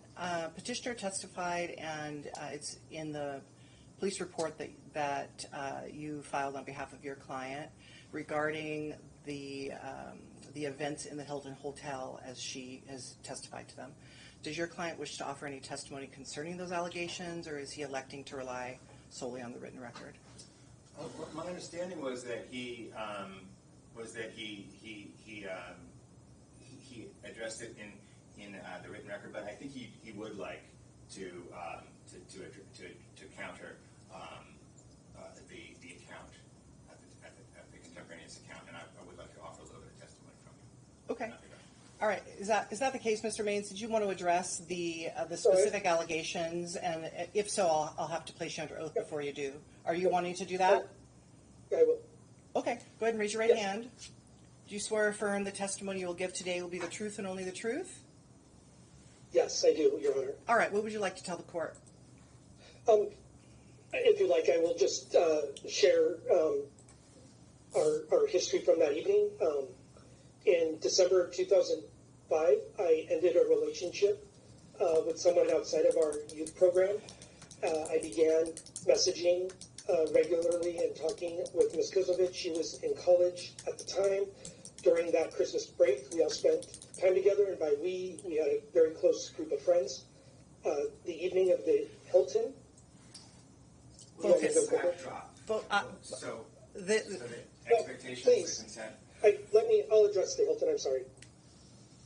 The issue is the central issue is consent. Yes. And the specific allegation. That's where I want you to focus. Go ahead. Okay. The evening of the Hilton hotel, the young adult group had a room, and we ended up that it was just going to be Ms. Kuzmovich and myself. Ms. Kuzmovich contacted, from what she told me, her mom to get permission that she would be there.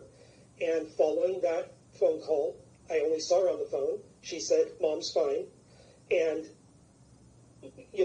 there was a lot of joking that we would do back then. And Ms. Kuzmovich did say to me, if we end up having sex tonight, make sure you wear protection. And I, one, didn't have protection. Two, we never had sex in the 6 months we were in our relationship. We had never seen each other naked. From all I know, is we never touched each other under our clothing. And that next morning, and this is the part that's very frustrating, she disclosed to me that my goddaughter, who is a very good friend of mine, Miss Almanza, will be very devastated to know that we kissed because she was in love with me. And so we could not share that publicly. So we both discussed together that we would keep it a secret, and I do regret that, and that we would see how our relationship would progress over the next few months. Ms. Kuzmovich stayed the night with me the following weekend in my home, and we never had sex. We did sleep in my bed together. At the Hilton, we did not sleep in the same bedroom, or in the same bed. We had two beds. And again, when I look at this, I saw it as a relationship. I understand the power imbalance now. But we would go on drives, we would hold hands when we went on drives. I personally did not want to have any kind of sexual relationship with Ms. Kuzmovich because of a past relationship that ended very badly, going down that path. So that was kind of my view during that entire time. And in July of 2006, Ms. Kuzmovich did come to my home. She asked me, what is the status of our relationship? We discussed it, we talked about it, and I never really had the opportunity to ever share with her why I decided that I didn't want to continue our relationship. She did share with me that if I ended up dating Cecilia or anyone else, she would have to leave our leadership program because she felt like it would be too difficult for her to see me in another relationship. And, the following week I couldn't communicate again with her because I was put on leave. Okay.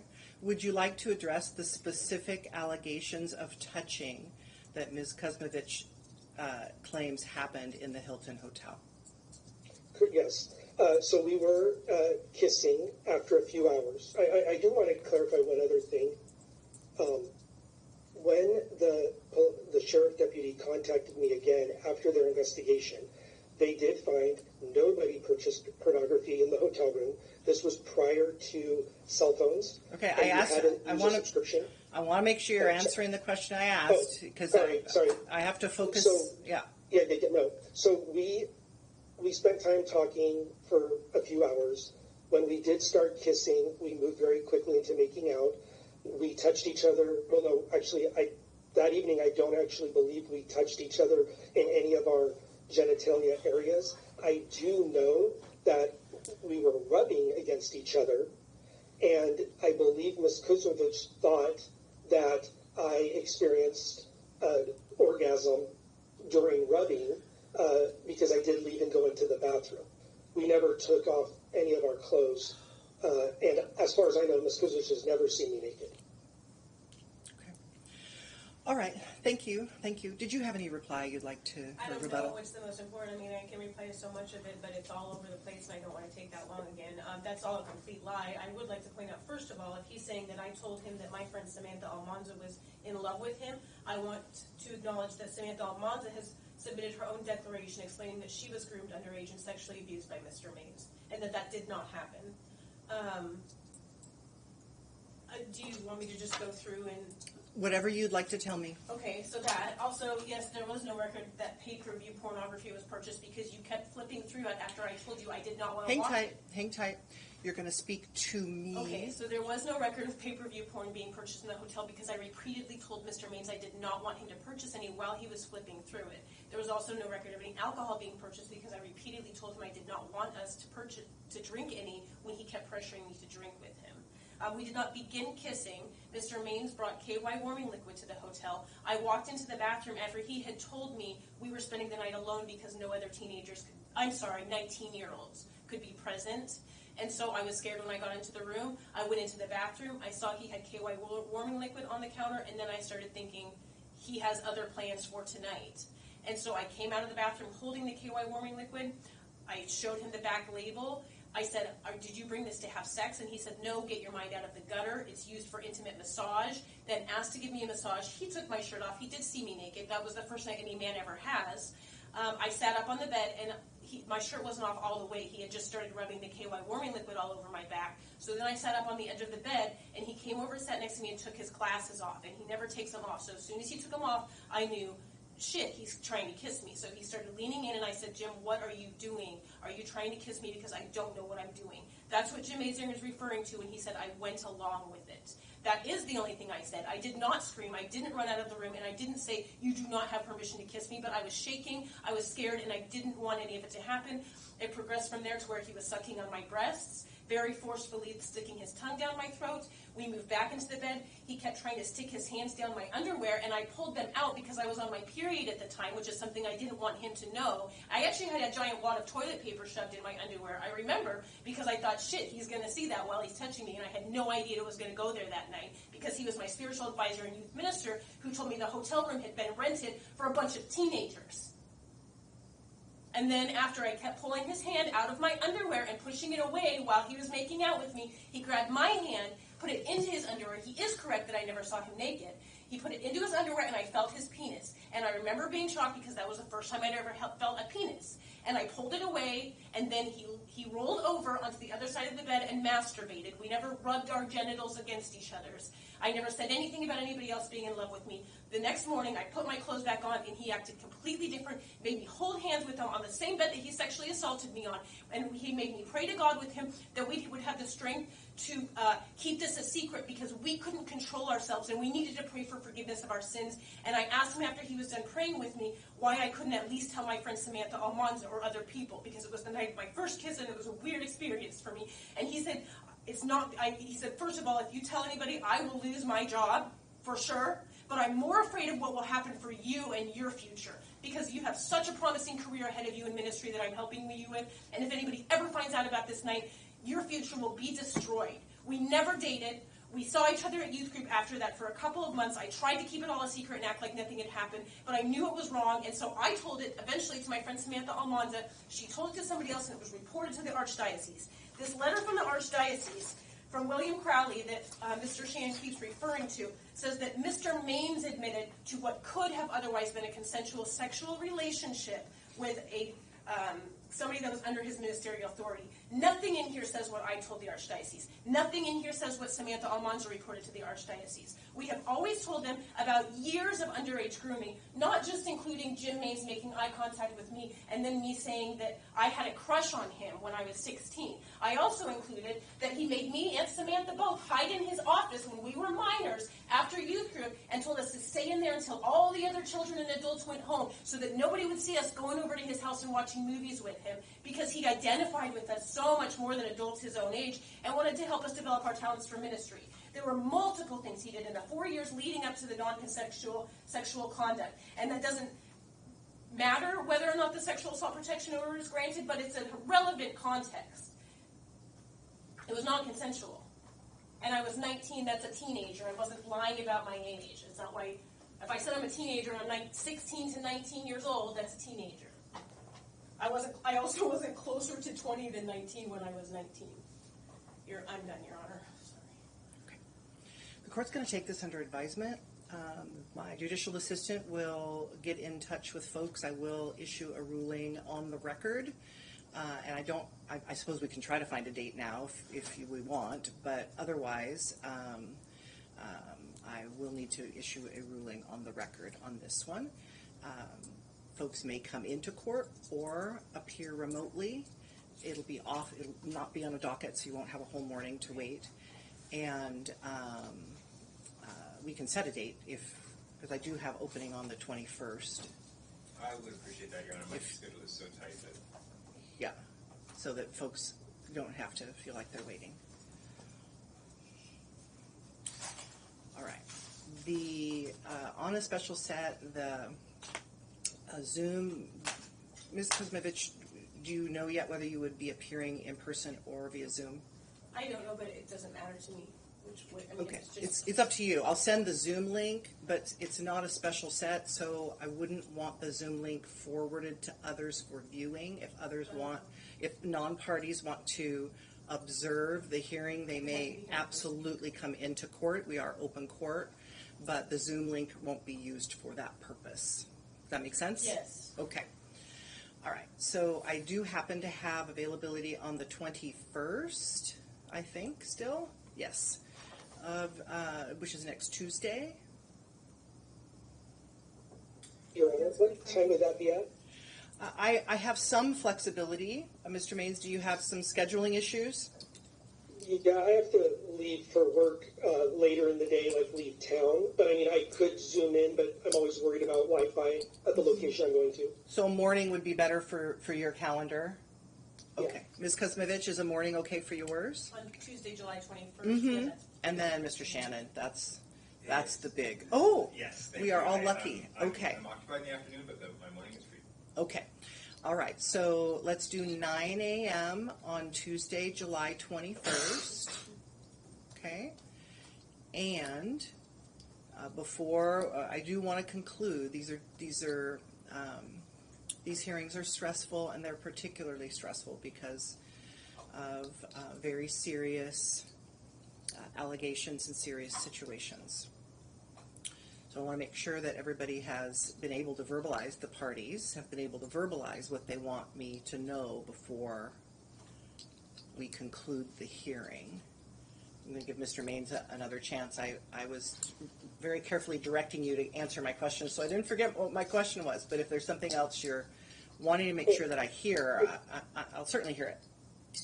Your Honor, is there any way I could, and I understand that it may be too late, that I could add my narrative? I've never publicly been able to share my narrative into the record. You have an opportunity to do that in writing. What narrative are you speaking of? Just to clarify, there's so much of this, Ms. Kuzmovich has her narrative. She utilizes it. Even last week after the protection order, she started posting all over social media again. And I just feel like people aren't hearing my narrative. And we had, this isn't a part of this hearing, but we had multiple people contacting us since the protection order concerned about her posts and about our safety. And I just feel like when people go to look up these court records, my story's not there, my narrative's not clear, and I would appreciate if there was a chance for you to hear my narrative. You have 3 minutes, go. Well, basically, it's the story I shared regarding what happened. Okay. I do believe that I had a very close relationship with this core group of people. I'm very confused by the Ms. Almanza comments that Ms. Kuzmovich made. It was the first things that we discussed that morning. One other area that she's not clarifying is Ms. Almanza was also a part of this very close group of friends of ours, including my now wife Cecilia. Ms. Almanza ended up marrying the assistant youth minister who worked with me, who was also in an age gap, and was my roommate. So we all hung out regularly. We would go out to eat. We would go to movies. We would spend time together. And I do want to clarify the teenager piece. In the Seattle Archdiocese, young adult is defined as 18 to 35 when I was a minister. So our young adult program was very much 18 to 35. That was our leadership team. Now, if you look it up, it's 18 to 40. So you will have 40-year-olds and 18-year-olds socializing, spending time together, and whether that, is right or wrong, that's not for me to decide. But we also see that in politics. The Democrat young adult Democrat group is 18 to 35. So again, this was my core group. I didn't learn until later about my own abuse, and I'm not saying abuse sexually. That was something when I was much younger. But the abuse that I had with priests when I was in high school by their power dynamics over me. Mr. Douglas wrote a testimony on behalf of Ms. Kuzmovich, who was my youth minister. The priests did not trust Mr. Douglas and did not want me around him. They thought he was manipulating me. So for an example of the awkward situation I was in, during retreats or lock-ins, I couldn't even sleep in the same building as Mr. Douglas. The priests made me sleep with them in the rectory because they didn't believe that he was a good example for me. Ms. Kuzmovich also has made claims that I wasn't a youth minister at 18. The priest at Our Lady of Lourdes brought me in at 18 while Mr. Douglas was a youth minister. I ran a program called Flesh and Soul, which was a drama program for youth. And then I also led the Vacation Bible School program. When Mr. Douglas left to get a job at St. James Church in McMinnville, I applied and became the youth minister. So there's just a lot of these nuances that are being used that are personally hurtful to me because I know Ms. Kuzmovich and this core group of friends know the truth. And it's or at least I believe they should know. We were all so close. Part of my hardest situation is my therapy was losing the friendship with them. And through that process, I realized my own insecurities, my own codependencies. I've been working through that even to this day. A lot of that has come back now due to what's happening with Ms. Kuzmovich and the perpetual posts on social media. So I'm trying to process and go through that while at the same time being a husband, a father, and a good neighbor. So I wanted to meet with Ms. Kuzmovich to own want what happened to work. I'm not here to say, oh, I want everything to be better and we could be friends again. I wanted to bring closure for all of us so that we could move forward. And my final piece, Your Honor, is Ms. Kuzmovich has stated she doesn't want me to speak about her and post about her or talk about her. I would gladly honor that if she too would not post, remove her posts, stop all this stuff going on. I've never posted about her, I've never said her name. But if she's fearful that I'm going to share my narrative, as that's what it seems like in her writings, I feel like I have a right to, just as much as she feels she has a right to. So I've yet to go public on what happened from my perspective, and I don't want to come out like I'm victim shaming, hurting her, or in any way. I just wish that we could find some way to coexist and to move forward. Thank you, Your Honor. All right. Thank you. My mouth's dry. All right. Thank you, Mr. Maines. Yes, Ms. Kuzmovich. Oh, I just wanted to say I wouldn't like to restrict Mr. Maine's ability to speak publicly, and I think that that would be a great idea, especially if he just put everything he just now said online. I think that that might be very good for him and might help him heal. All right. All right. We will take this under advisement, and I will issue an oral ruling, and there will also be written findings. 9 a.m. July 21st. Kim will send a Zoom link out. Everybody's welcome to come into the courtroom. Non-parties may appear via Zoom. Non-parties must be in the courtroom if they wish to observe. Parties may appear either place. Understood? All right. Wonderful. Thank you. All rise.